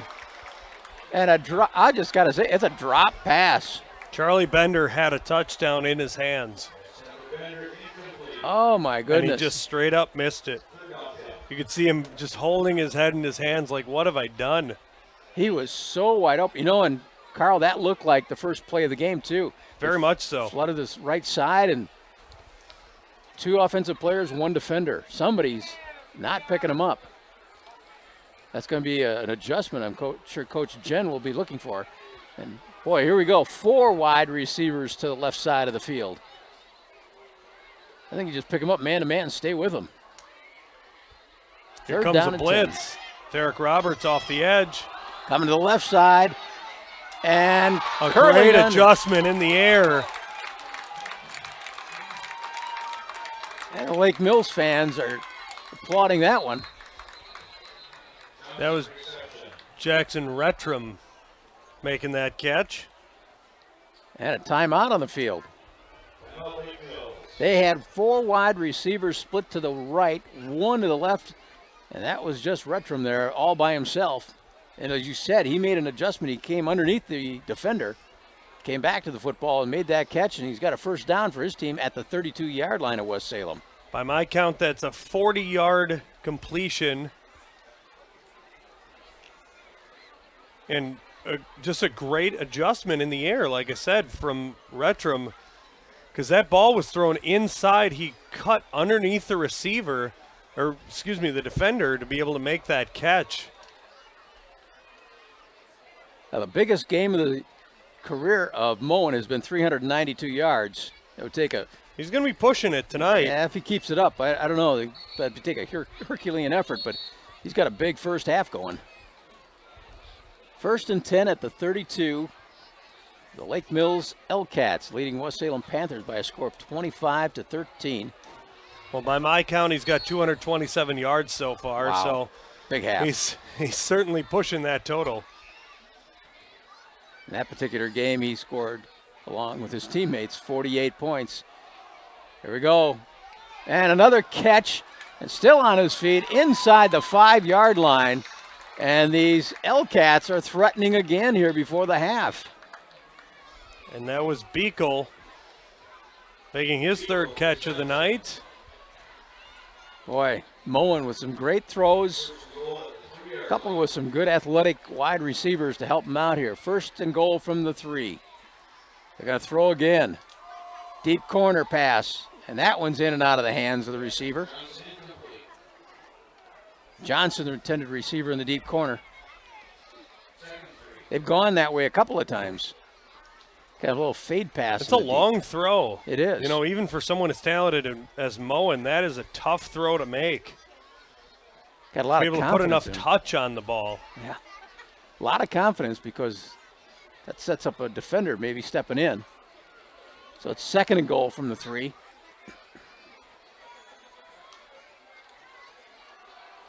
Moen over the middle. He's got him. Another touchdown on the right side, far side of the field. That go to Bender? Well, I'm trying to see. That was Charlie Bender. You're right. That was his first catch, and it's a touchdown.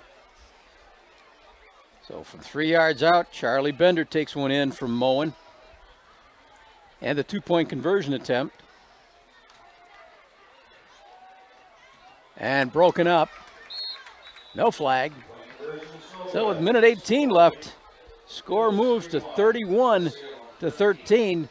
That's 4 non-successful 2-point attempts by Lake Mills here after their kicker got hurt. 31-13, we still got 1:18 left in the half. You can see the West Salem band and their bright orange sparkled plumes on top of their hats, setting up down below on the track.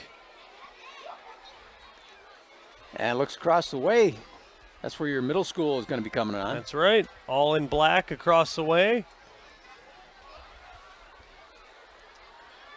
Like I said, that's a fun experience. I remember when I was playing in middle school band, a couple opportunities to play with some high schoolers. That was a big deal. they would mentor the younger players. It's good for the high schoolers too to almost be teachers of sort. I would think so. They probably experienced the same thing a few years ago. Lake Mills getting set to kick off. I think it's Carson Lund who does the kicking now for the L-Cats. And again, line drive kick. Bouncing, taken at the 20-yard line. I got to say the line drive bouncing kick has been effective tonight because he gets enough power on it that it rolls down the field and there's not much in the way of a return. The Panthers are going to need to be careful here. They should really look at playing it conservatively. Moen with 4 touchdown passes this first half. He also couples that with one he ran in himself. Making it 31-13. Ball to 24-yard line for West Salem. Hand off on the inside. Here's Roberts. And he gets up to about the 30-yard line.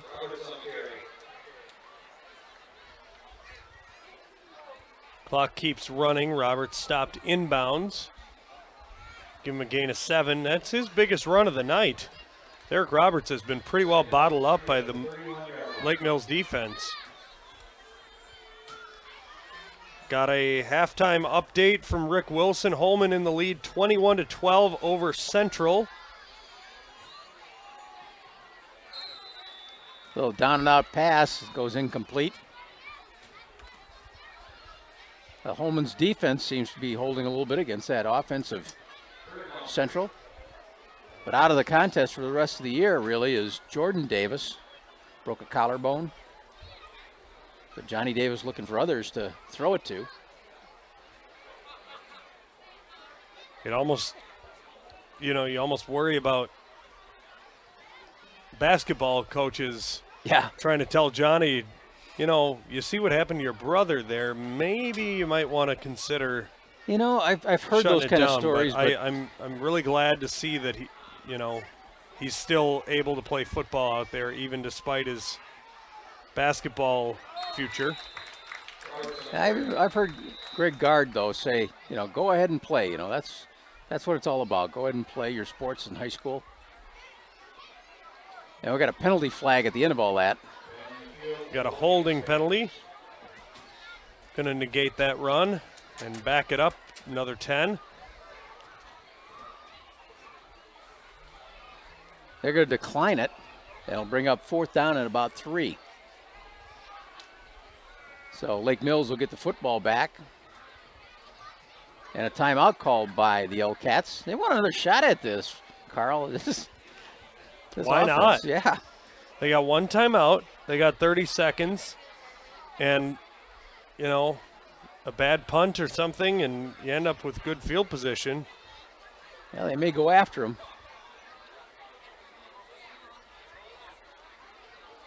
So it'll bring up 4th and 3 from the 31-yard line. Whoa, at halftime, GET leads Wisconsin Dells 54-13. Oh my gosh. Oh. Wow, GET flexing a muscle tonight, huh? Onalaska completely dominating their matchup with Logan 35-0. According to Alex Vandenhouten, only 28 total yards for the Logan Rangers in the first half. Therick Roberts had to back up to get that. Nice kick considering. Oh, that might have touched. That might have touched Lake Mills player. They ended up falling on it. Number 54 there, that's David Klein. One of the 5 seniors on the roster.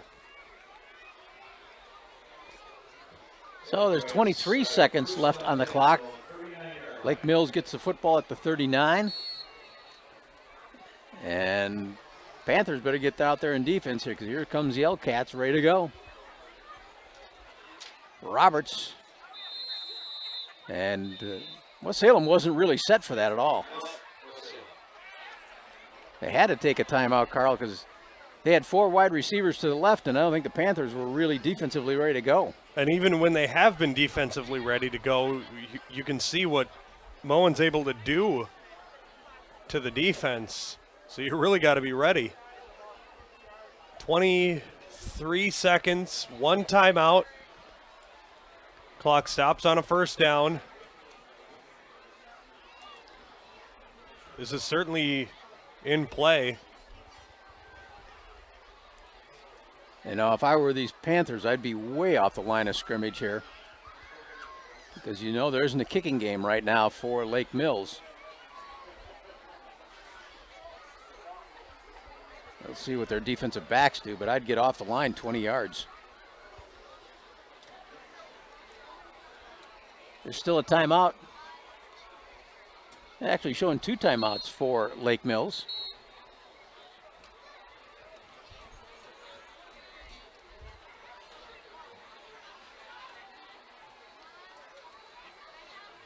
Bob Gorniak talking to his defensive unit. Austin Severe probably going to be playing way back. Severe goes back and steps back, so does Zach Niemeyer. Close coverage at the line of scrimmage. Going on the right side of the field, that'll be overthrown. Looking for a penalty there, no call.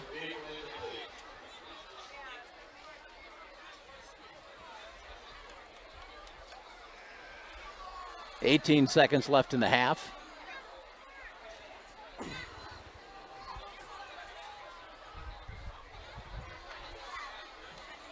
This time they take 3 to the right, 2 to the left.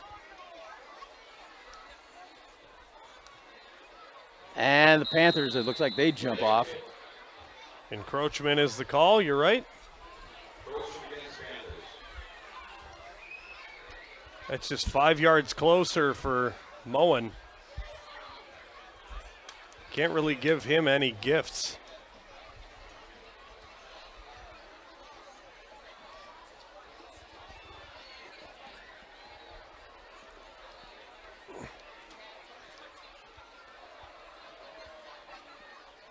The officials are talking this over a little extra here. They're correcting it to a false start. Wow. So they're saying the right guard for Lake Mills raised up his right arm. Interesting little twist. Yeah, I thought that was going to be against the Panthers for sure. Wrong on that one. 2nd down and 15 now.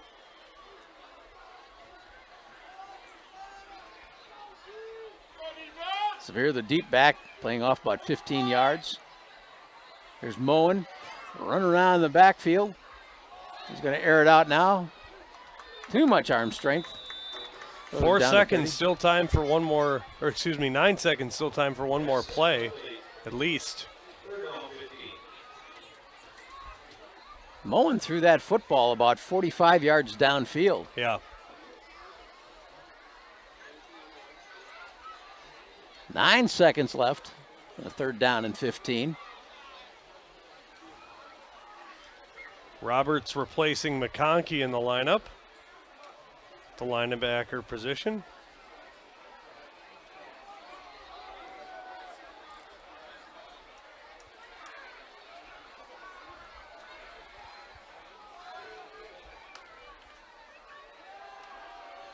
Moen have to hustle on that one. Oh, almost picked. Beekle was looking for a flag. Yeah, Beekle's more than once he's asked for a flag. Maybe he's one of those types, are you saying? Well, looks like he's asking a lot. 4 seconds. So 4th and 15. Might as well toss it out there, see what they can get.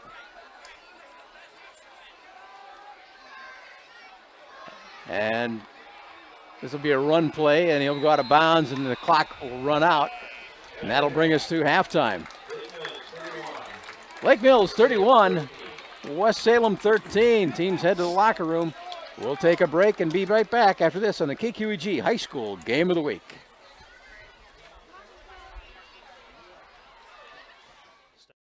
You know Boyer's Furniture. We've been in business over 100 years selling quality furniture at budget prices.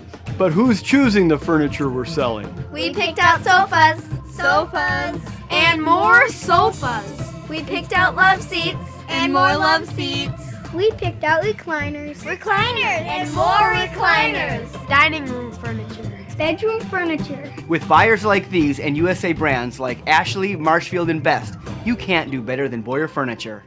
Pillow Pack, a new option available at West Salem, Sparta, and community health pharmacies to package your medications and vitamins. This is the ultimate means of managing multiple prescriptions. Pillow Pack eliminates the work, worry, and confusion you've had in the past. Card packaging is also available. The pharmacies provide free delivery or mail-outs on all prescriptions. The Sparta location also provides free delivery from their grocery department. Health Mart Pharmacies, caring for you and about you. Pillow Pack. Want to keep your employees happy? Buy them all lunch. Hi, Jerry here at Big Boar Barbecue. We cater lunches all the time for businesses big and small, 10 to 500. We can handle it. Give us a call and we'll help you figure out a great menu. Let's face it, good people are hard to find, so we can help you keep the ones you got. My grandpa used to say, you want to keep someone happy? Feed them barbecue. Big Boar Barbecue, Highway 16 West Salem. Just come on down for the best food in town at Big Boar Barbecue. And online at BigBoarBBQ.com.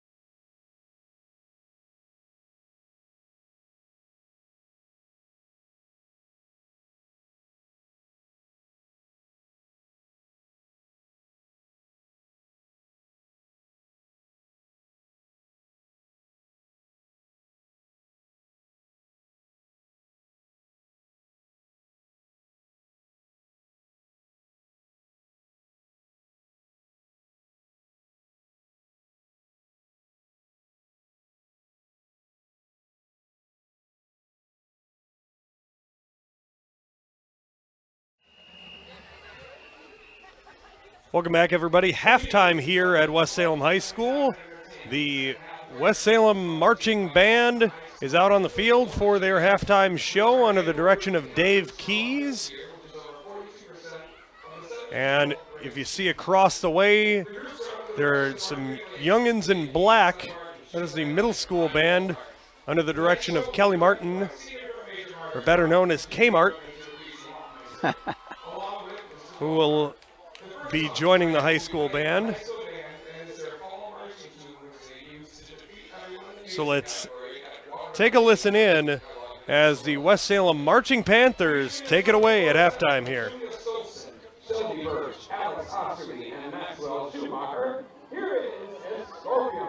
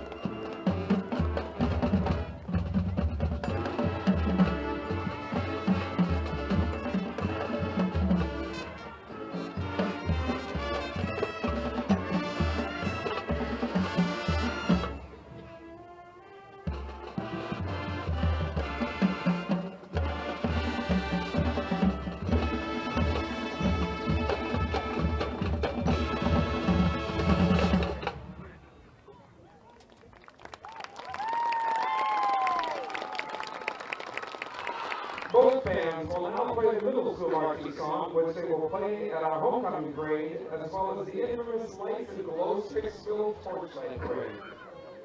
This is the Invincible Warrior.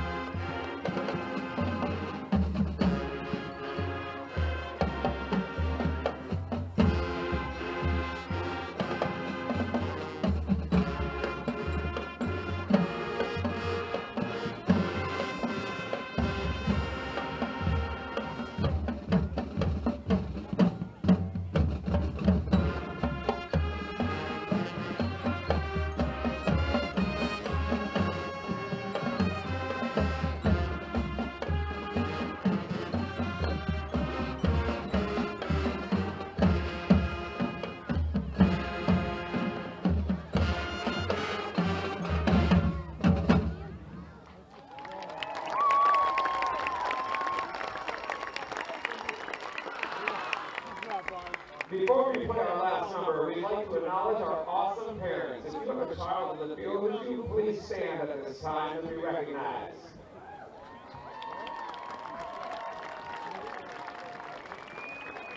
Now, everyone else, join them in standing. Clap and sing along with the band as they play our school song. Here is Wisconsin.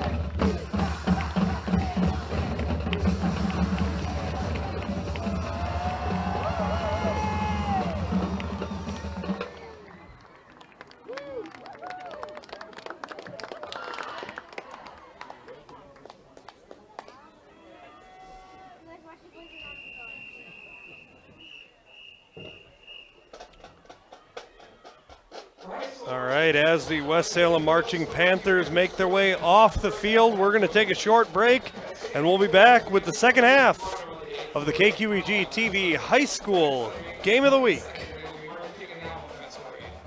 It's halftime on the KQEG TV High School Game of the Week. Tonight's game features the Lake Mills L-Cats and the West Salem Panthers. We'll return with the second half of tonight's game after these messages. No matter where you are, it's easy to find Schneider Heating and Air Conditioning. Schneider Heating, Lacrosse. Schneider Heating and Air Conditioning. Here you are. Right now, get over $1,700 in rebates and utility credits with your new Carrier Infinity Heating and Cooling System. Call or visit us online to ask more about our Gold Star maintenance program. Schneider Heating, West Salem. Schneider Heating around West Salem. Here you go. Turn to the experts, Carrier and Schneider Heating and Air Conditioning. From the bluffs to the river, surround yourself with knowledge, competition, the arts, friendships. Surround yourself with distinction. Surround yourself with UW Lacrosse.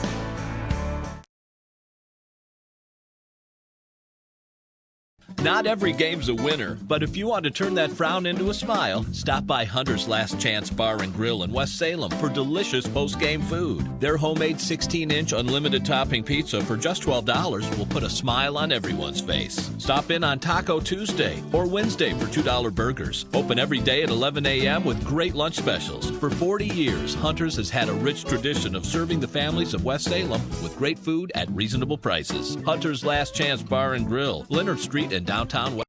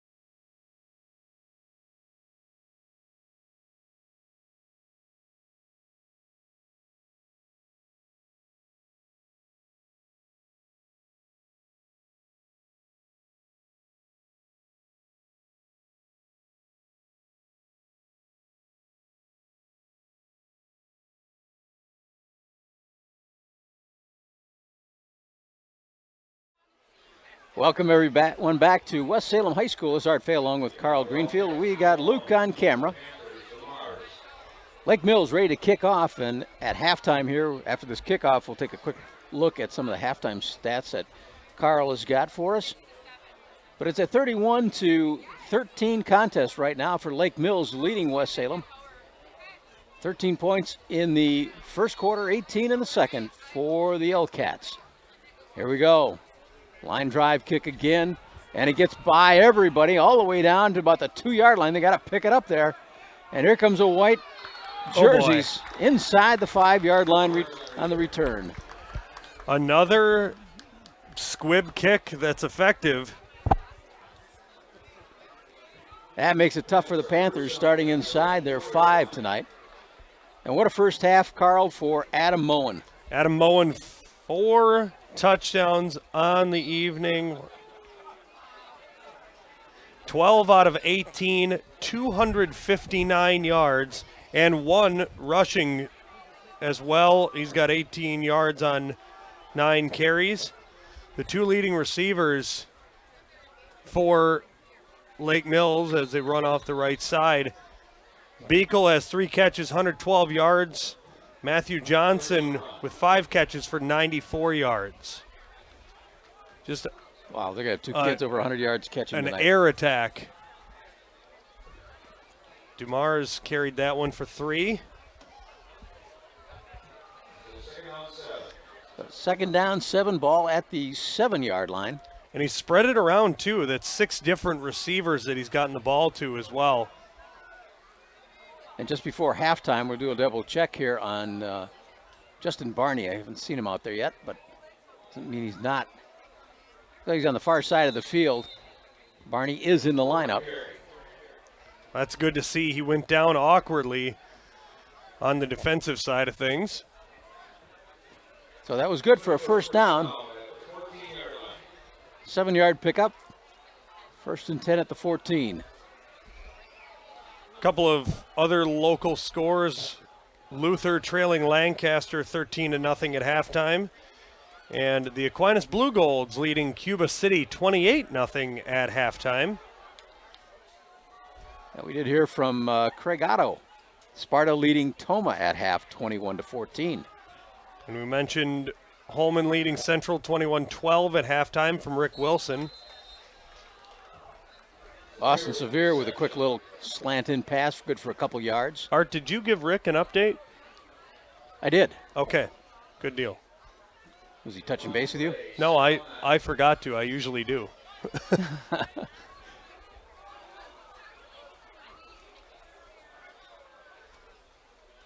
So they call it a yard pickup, 2nd down and 9. 3 wide receivers going left this time. Severe, the lone wide receiver to the right. Therick Roberts, a lone back in the backfield with Noah LaFleur. And a pop, it gets touched at the line of scrimmage, picked off. Lake Mills going for the corner on the return. Pick 6 for Benjamin Buchholz. He got it. The freshman linebacker, 5'7", 160 pounds.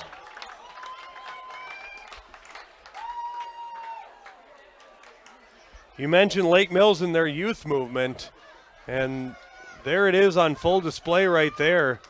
Got several freshmen on this roster and some key contributors from the underclassmen.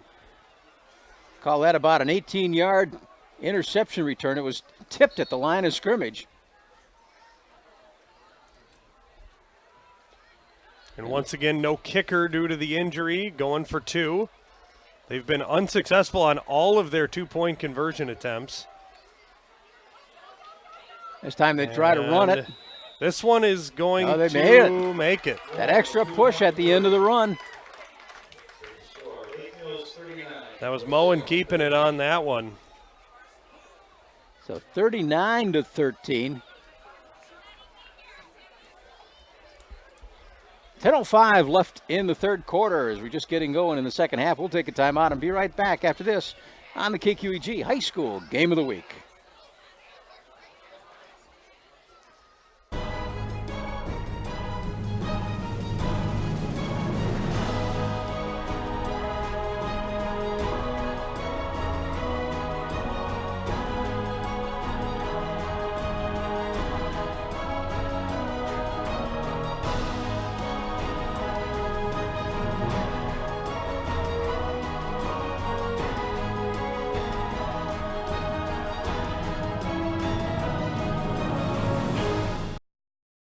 You're invited to visit the newly remodeled West Salem American Legion in downtown West Salem. Come see the new banquet hall and meeting rooms. Check out the new bar and amenities. Then stop in this Friday for a delicious fish and shrimp dinner with choice of potato and salad bar. Play bingo on the first Monday of the month. Bring the family for an all-you-could-eat breakfast on the second Sunday of the month. For more information, go to westsalempost51.org. Schedule your next event at the all-new West Salem American Legion in historic downtown West Salem. Kickoff return by West Salem, taken up the middle to about the 27-yard line. And Carson Lund actually squibs that thing all the way downfield, and West Salem fielded that one properly. I think they found themselves a squib kicker. Well, it's working right up the middle. You know, you just never know. You get funny bounces, you get extra hops, like we saw the one bounding right over the head of Dumars. The opening kickoff of this second half was fielded at about the 2-yard line. So it's been effective. Unconventional, to say the least. Really but was. It works. So it got way down and pinned West Salem way back. And a defensive interception made it possible for Lake Mills to score quickly in the start of the second half. We've got a carry on the right side. And that's LaFleur keeping it. LaFleur with a 1-yard pickup, second down and 9.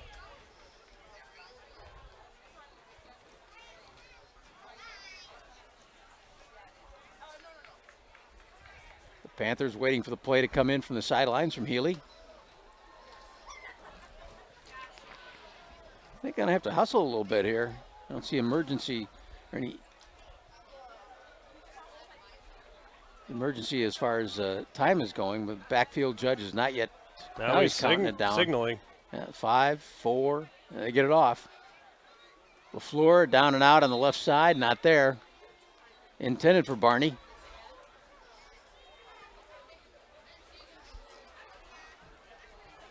So it'll bring up a third down and 9 with the incompleted pass. There's been a steady wind blowing out of the west. It's across the field. Boy, it's not nearly the wind that we had this afternoon. You know, at my office, it was people would come in the front door and you'd have to grab it to keep it from getting ripped off its hinges.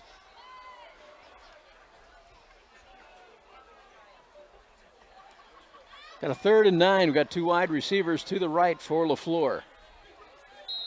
And we got a whistle before things get going. I don't think everyone was set for the Panthers. See what the call is here. Got it right on the button, Carl. Illegal procedure by the Panthers. They lose 5. Bring up 3rd down and 14. Had a really nice performance at halftime, as you saw, from the West Salem Panther Marching Band, joined by the middle schoolers. Dave Keys, Kelly Martin in charge of that. And somebody got some great video. There was a drone flying over the performance. There was. We got to talk to them, see if we can use it for a B-roll. Here's airing it out on this side of the field. Oh! In and out of the hands of Justin Barney. Barney's still favoring that left leg a little bit, but he looked good in the open field. Good speed. Yeah, the whole crowd just in and out of his hands. The whole crowd was hoping he would have caught that. So it brings up 4th down, and Therick Roberts will be punting away. Deep receiver for the punt will be back at the 35-yard line of Lake Mills. Michael Stenbroten.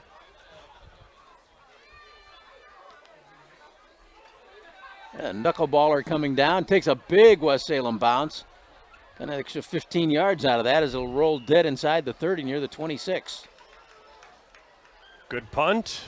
Good job flipping the field. Give it at the 27-yard line. And if you're going to give the ball back to Adam Moen, at least make him work for it, right? I think so. Give him some field to have to cross here. The Union State Bank of West Salem is proud to support West Salem athletics. The Union State Bank, a hometown community bank, serving families and businesses in the Cooley region. For all your banking needs, it's the Union State Bank, where customers and community come first. The Union State Bank, member FDIC. So 1st down and Was there a penalty at the end of that? It appears so. 10-yard penalty. I didn't catch it either. So 1st and 10, they're going to move that to the 38-yard line. Quick little pop pass to the right side. That'll be good for about 3 or 4 yards. So Moen's showing that he can get rid of that football in a big hurry. Only a 2-yard pickup. That was Beekle. Again, Beekle, the second team all-conference wide receiver from last year. But I still go back to Moen being unanimous all-conference quarterback as a sophomore. What an amazing feat. And he's showing why. Handoff goes in the inside. Got some running room on the far side. 1st down. Finally dragged down and just past midfield. Just got a piece of the jersey pulling down Cassidy. Otherwise, Cassidy could have been running all the way to the end zone. Give him a gain of 12 on that one.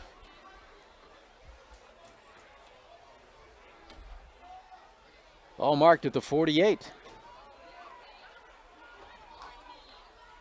And a little inside handoff. Cuts it back upfield down to the 44. Now the way that handoff went, Carl, did you see that? It's just a little, almost like a shovel pass in front of him. Well, and technically it went forward, so that is a pass. Just got it. Just got it less than a yard, just handed it off to him. But not a direct handoff, so another pass, 2nd and 5 at the 43. And we got some movement in West Salem. Flags will come out unless he was drawn off. See what the white hat has to say. Encroachment against the Panthers is the call. And I think everybody but the white hat threw a flag on that one. My favorite ones are the guys that are 40 yards downfield throwing the flag. They just launch it in there. I take the beanbag inside of it and haul off, and there they go. Looks like a birdie in shuttle or badminton. Ball goes down to 38 for a 1st down. Over the middle they pass. There it is at the 20, still on his feet. Getting down inside the 10-yard line. A nice catch and run for Lake Mills. That's Beekle with the catch. Big game for Beekle tonight. He was already over 100 yards coming into second half here. Tacks on another 28. Put him unofficially at 142 yards on 5 catches. Had the big 74-yard touchdown catch on the first play from scrimmage. So it's 1st and 10. They're calling it the 10-yard line, and the way it looks to me is that they still have got a chance of. The sticks are gone, so yeah, 1st and goal. It is 1st and goal. Right side, and then he goes, a 10-yard run. Cassidy with a rushing touchdown. That is the first rushing touchdown on the year by someone not named Adam Moen. Charlie Cassidy,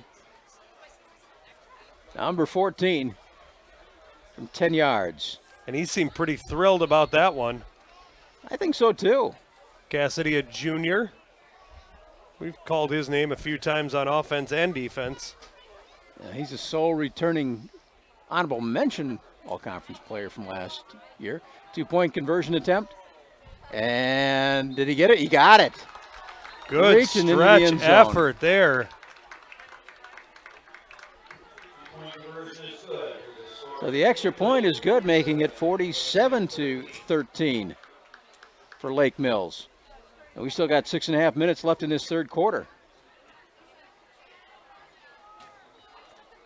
So 2 touchdowns to start the 2nd half for Lake Mills, making this a 34-point game. Now, by WIAA rules, if the deficit reaches 35, it will turn to a running clock situation. So West Salem trying to hold that off at least at this point playing mostly for pride. Yeah, just do some good things out there. I mean, Lake Mills has got such a high-powered offense here. You know, it's not too often you're going to see you're going to run across any quarterback, maybe one in each conference, but this good as we're seeing tonight from Adam Moen. Well, I think, you know, you look at, we got a couple in the Mississippi Valley Conference in Johnny Davis and Austin Larson and Cole Wisniewski. So you put them up against Adam Moen, and I think Adam Moen might have the edge. Yeah. And that's saying something, because Cole Wisniewski is committed to North Dakota State, Division I quarterback. Well, maybe not quarterback, but he's committed to play football there. I know he's talked about being position flexible, being as good of an athlete as he is. Could play the outside linebacker position. You know, he's a big enough player that he could play a number of different positions. He's athletic enough, quick enough to play maybe safety on the defensive side. Might look at him as a wide receiver or bulk him up as a tight end. There's a lot of opportunities for Wisniewski, not just as a quarterback. It'll be interesting because for Moen, in his case, you know, it'll only be a question, you know, how he looks against better competition or bigger schools if he gets in those kind of situations. So it's a 1st and 10 from the 27-yard line for West Salem, and it's about a 3-yard pickup, so 2nd down and 7. That was Colin DeMars with the carry. His 5th carry of the night, 17 yards for him.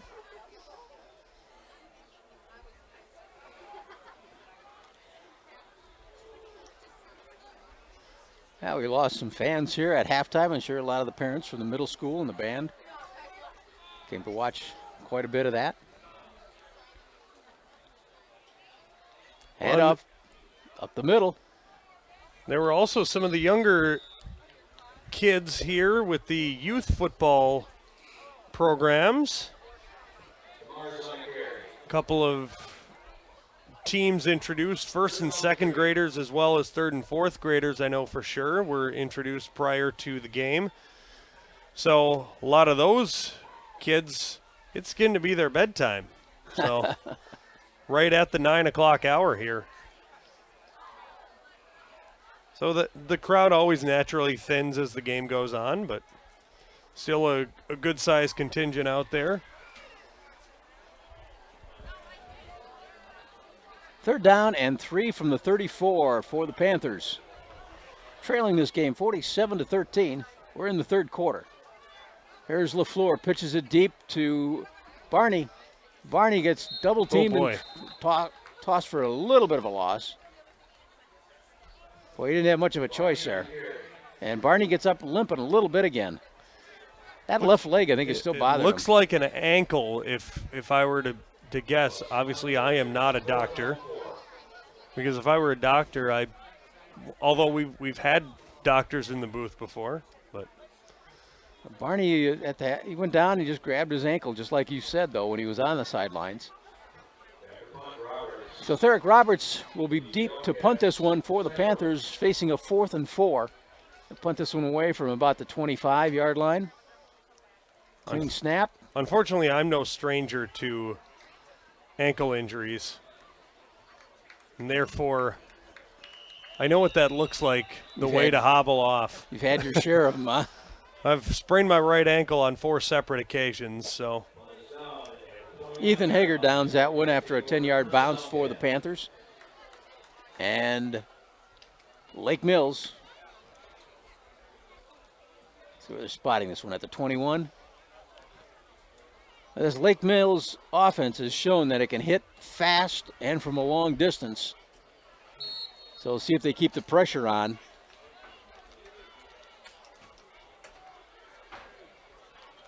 Leading by 34.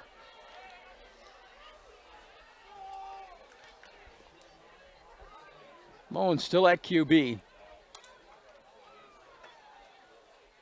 And he's going to drop straight back, and there they go again. They're putting out for a big one. And incomplete. Boy, that wasn't far off, though. In and out of the hands of his intended receiver. You know, one thing through the course of the evening and watching Adam Moen back at quarterback, Carl, is he does a clap, and it's just like a second or half a second before the snap. It really is the indicator to snap the ball, but it has drawn West Salem a couple of times because that clap is so forceful. Look at how quickly he got rid of that one. He did. Just a little turn and off over in the side here and pick up about 4 yards. Just a quick flat route to Johnson. He's a couple yards short of 100 for the night. That's going to be amazing tonight. 2 receivers for Lake Mills going over 100. It was his first catch of the second half. Had 5 catches, 94 yards in the first. 3rd down and 6. 3:13 left in the third quarter. Here goes Moen again, stepping up in the pocket, and he's going to tuck and run. Got a block, and it's going to get him the first down as he runs out of bounds at about the 35. Good run by Adam Moen. Saw his men were covered down the field. Just took off and got himself a first down. That's the challenge for a defense with an athletic quarterback that can beat you through the air and on the ground. Moen did that last year too, as he was the leading rusher for this club last year. I guess you got to call that a pass again, Carl, the way that he handed that off. It goes forward, so therefore it's a pass. It's not a traditional forward pass, but a forward pass nonetheless. Good for 2 yards, so 2nd and 8.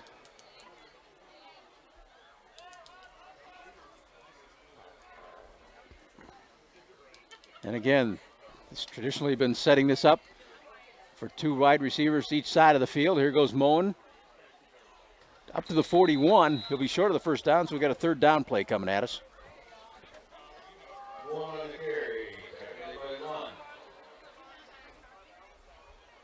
Just a little over 2 minutes left, third quarter.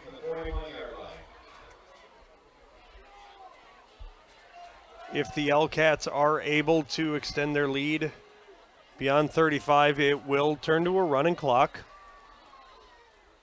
It's a 3rd and 3. And that was almost a dangerous throw. Blitz was coming up the middle. Almost picked off. I think that was McConsky knocking that one down.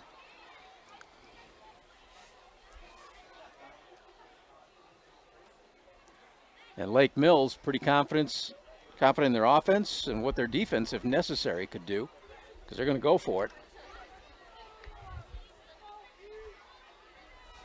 Have to get just past the 44-yard line. And a 4th down and 3. And we got a timeout of the field called by the Panthers.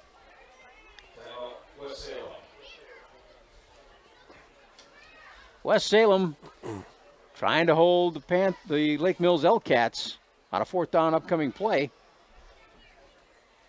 And there's a timeout of the field. Citizen State Bank. They're asking, is it time to dump your current bank? Make the switch to Citizen State Bank and discover why they considered one of the top banks in the nation and have one of the best cultures in the industry. Citizen State Bank, an experience like no other. They've got locations in Onalaska and La Crosse. Now, a big game tonight, as we kind of expected. If the team from Lake Mills was going to have a big night tonight, Adam Moen would have a big night, and that's the case. At halftime, almost 260 yards, 4 touchdowns, and he's adding to that number in the second half. This is Art Fay along with Carl Greenfield. We've got Luke on camera tonight coming to you from West Salem. Game time, it was 64 degrees. It's going to be dropping down to about 55 tonight. Right now, we're at halftime at about 60. Here we go, 4th and 3. And a quick punt, and nobody's back. And That's a good punt. He took a big Lake Mills bounce. And if I'm not mistaken, that's the first punt of the night. I think you're right. By Lake Mills. Or, no, excuse me, that was the second punt of the night. The first one was when their punter got injured on the roughing the kicker penalty. So Lake Mills, with that punt, puts West Salem at their own 18-yard line as they take over here late in the third quarter. So you mentioned Illinois Wesleyan and Jack Sikma. Mm-hmm. Jack Sikma heading to the Hall of Fame. He and Mike Cameron threw out the first pitches tonight for the Mariners game at T-Mobile Park. Well, they did. Here's LaFleur, down and out. Quick little catch and completion. That's Colin DeMars making the catch. His first catch of the night.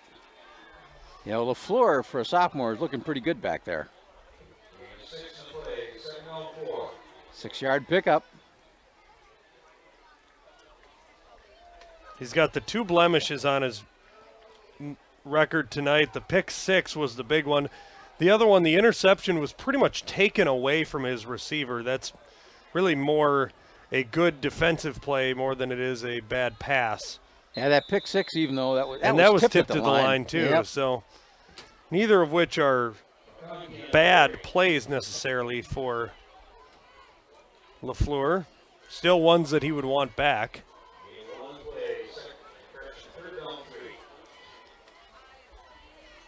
Ball at the 25-yard line, 3rd and 3. Fourth quarter, Holman leads Central 35-18.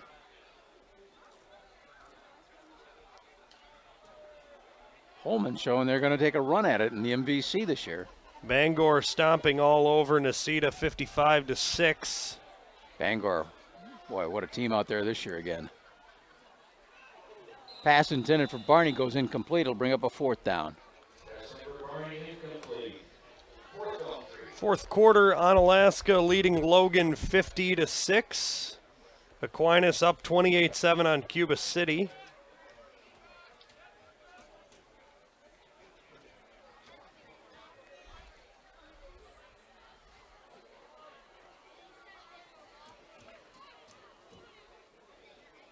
So Therick Roberts to punt. 4th down. The Hellcats should be receiving this approximately at the 40-yard line. And wobbly punt comes down at the 45, and it's going to roll dead at the 44. Pretty good kick, but also pretty good field position for Lake Mills. 5 seconds to go in the third quarter.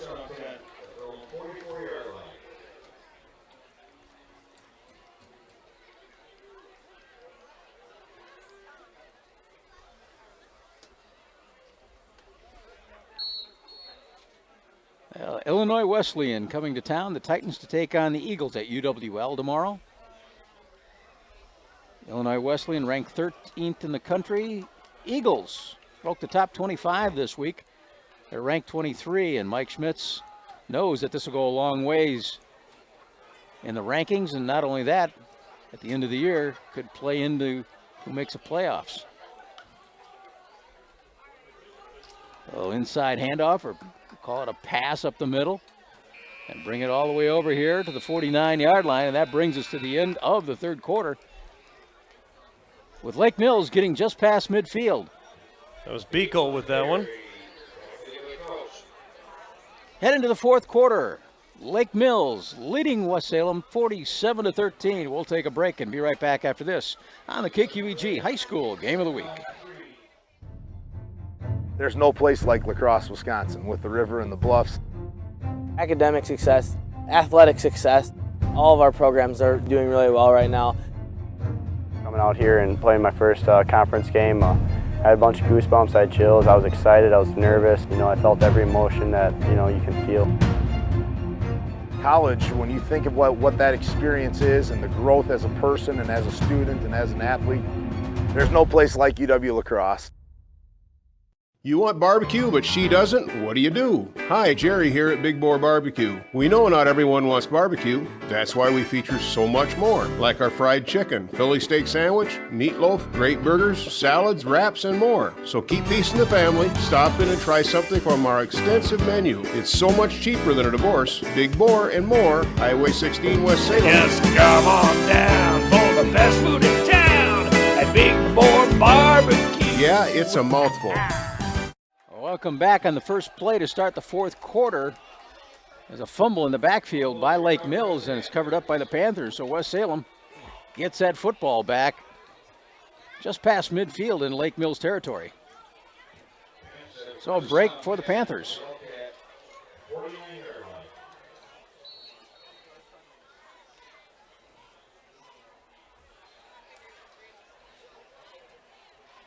So 1st and 10 at the 49 of Lake Mills for these Panthers, and Noah LaFleur coming back into the huddle. See what he can do here. 12 minutes left in the contest. LaFleur has had an admirable night, considering how everything has gone this evening and being down a couple of receivers. LaFleur looking to his right. A little down and out pass and in and out of the hands of the wide receiver. Lake Mills was one of the teams in the Capital North Conference that was expected to make a run at it. They're showing why tonight, at least. They're one of the class of that conference. It's going to take a good performance to beat them. Anybody in the state this year. So the incomplete pass brings up a 2nd down. Looking ahead, Lake Mills heads to Poinette next week.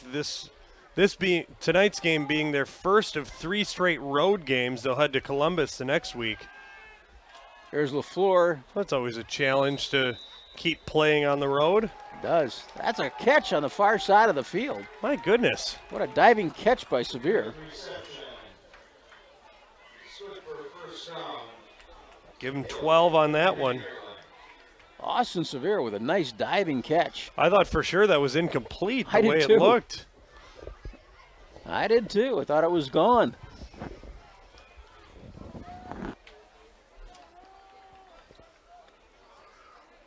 A ball down to the 39.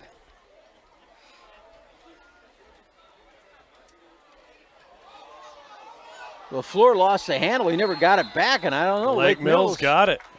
They're acting like they do. They do have it. He tried to pick it up and make a play, and it squirted right between his legs to where he really just couldn't get a handle on it. I think that was number 27, Grant Horkin, who finally ended up with it. So Lake Mills gets a football back.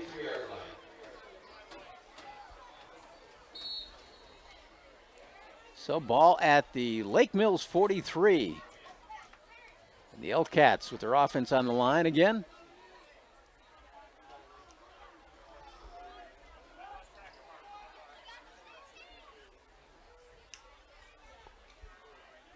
Now that was technically a handoff right there. And he's still on his feet. Johnson won't go down. He's got a 1st down, I think. And that's an effort and a half right there by Matthew Johnson. And I think we got a new quarterback in there too, Carl. Brady Strauss, number 22.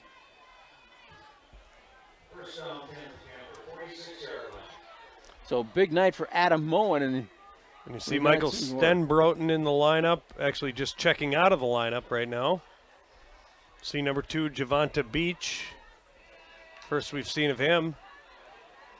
Coming into tonight's game, he was their 2nd leading rusher, but maybe that's just because he's been playing in late game duty when they've been up by enough.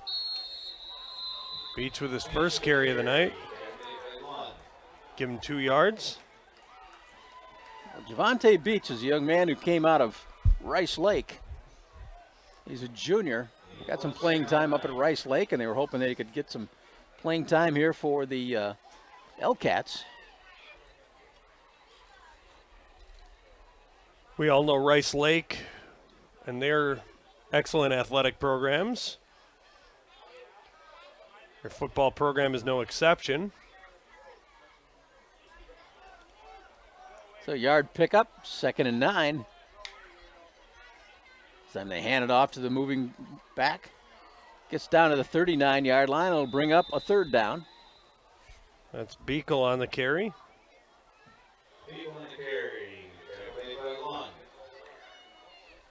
So Beekle, one of those very versatile players out there.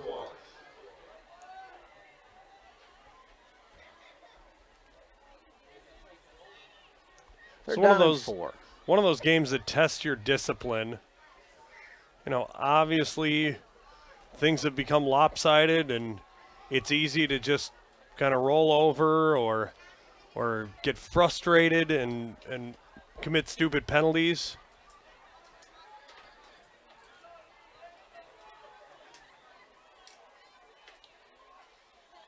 Handoff goes up the middle. Well, Beach barely had his hands on that before he headed forward. You could see the nose of the football sticking out. Boy, it looks like he might be about a half a yard short.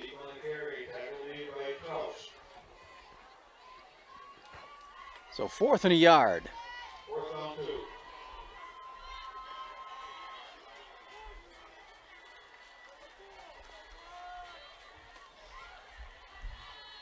Waiting for that call to come in from the sideline. 8.5 minutes left in the game. It's a 47-13 score here. Lake Mills leading the Panthers. There's a big first half for Lake Mills. Handoff goes to Beach. And he's got the first down and run out of bounds inside the 35. Showing his good speed on the edge. West Salem Pharmacy, your Health Mart pharmacy. They can help you keep your medication straight with their pillow pack. All your meds in one plastic wrap container, one for each day. West Salem Pharmacy, caring for you and about you, with locations in Sparta, La Crosse, and on Highway 16 in West Salem. West Salem Pharmacy. All right, here we go. 1st and 10 at the 32. And the handoff again inside, and some good running room off the left guard. Down to about the 30-yard line.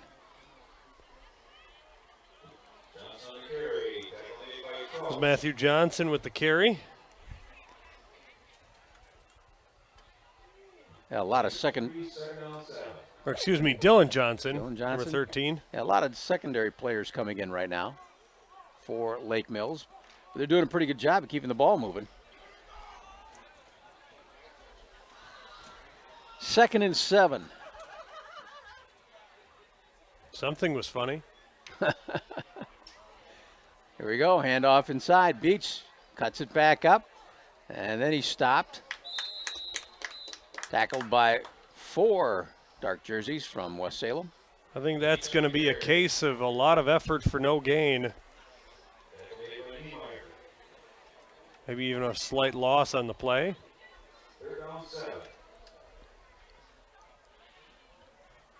Niemeyer making the tackle. Led the way for his teammates.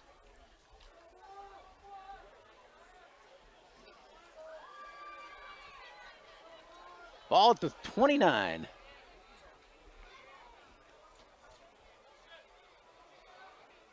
Strauss, a senior quarterback.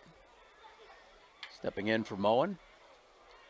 Another handoff. Cuts it upfield, and he'll be just short of the first down. So I'll bring up a 4th down play, and it'll be a long one. Maybe they'll call it more. They spot it back all the way back to the 31. Stepped out of bounds a little further back than we had thought. The line to gain being the 23, got it out to the 26-yard line, so it's going to be 4th and 4. That was Dylan Johnson on the carry. You know, you got to applaud Lake Mills' second unit and their ability to move the ball on the ground after almost no ground movement with the first unit. All their damage done through the air. And somebody I think the center jumped. Actually, could see his rear end pop up before he snapped it. Yep, goes against Lake Mills.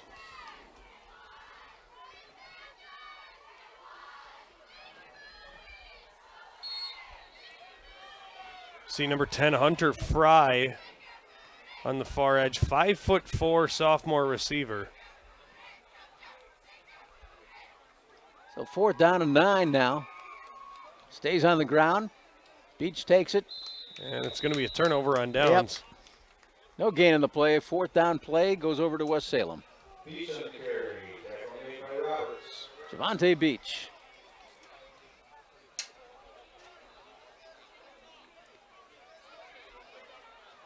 Panthers take over. First down, 10. West Salem's got 5:42 on the game clock.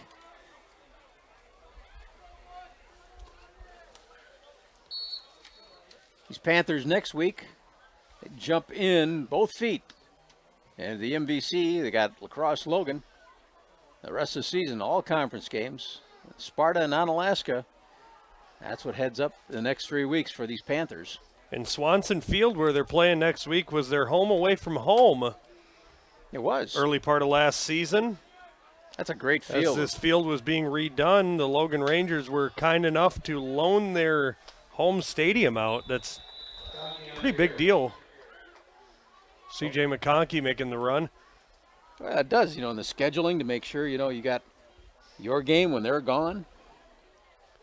Well, it's a lot like Roger Herring Stadium with Aquinas and Central sharing it as a home field. It does take a little coordinating, doesn't it? So 2nd down after a 7-yard pickup, 2nd and 3. Think about those professional sports arenas where they're hosting basketball and hockey games and trying to coordinate all of that. Those people get paid the big bucks. Yeah, there's going to be a call back and forth between those leagues. All right. 3rd down and 3. All at the 38. I mean, you even see in the NFL teams sharing stadiums, Jets and Giants.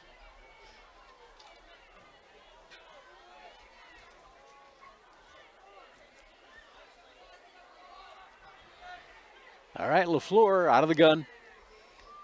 Hands it off to McConsky. Spins, he's got the 1st down and a lot more going across about the 45-yard line. C.J. McConkey with that little spin move. We saw it a little bit last week as well. As I mentioned, he's dealing with a bit of an ankle tweak, but able to still display his speed in the open field.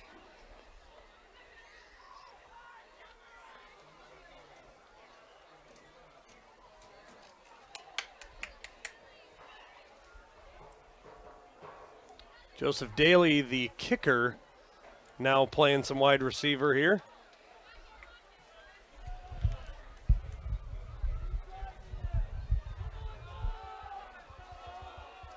First and 10 at the 45.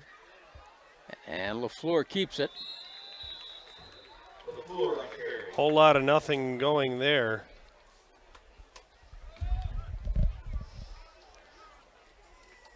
So we're down to about 3 minutes left in this contest. Lake Mills leading 47-13 will go 3-1 on the year. Be 0-4 for West Salem. But they've played some tough teams this year already. Yes, they have. And West Salem made the postseason last year. Art, I think you and I were here for the end of their season on a cold night in October. Yeah. And a big hole up the middle. And finally coming down. That's going to be close to a 1st down. Good 2nd and 3rd effort there. That's Isaac Olson. And he's got fans right down beneath us. He does. Sophomore at 130 pounds, finding some running room. He's quick. 3rd and a yard.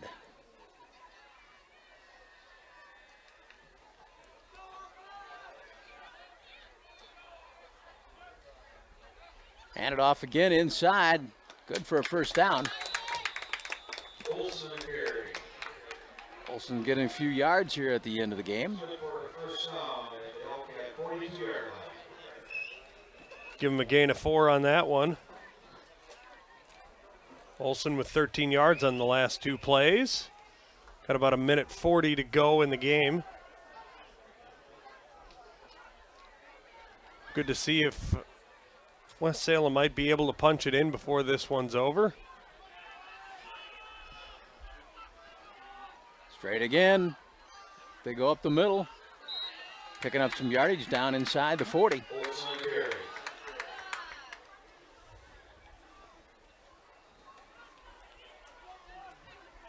Give him a gain of 4 there. Midway through about the first half of the season for both these two clubs, plus the WIA playoffs at the end of the year.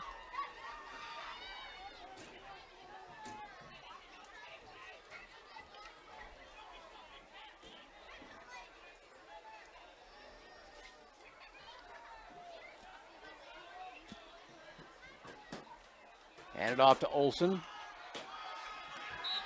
And he got a yard, maybe 2 on the play.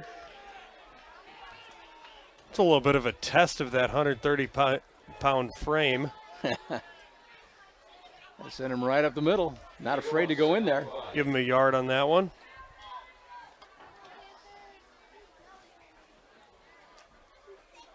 Down to 20 seconds.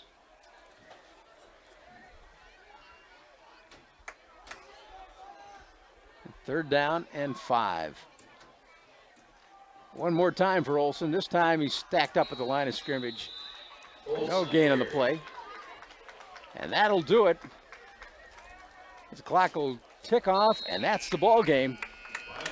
Final score is Lake Mills 47, West Salem Panthers 13.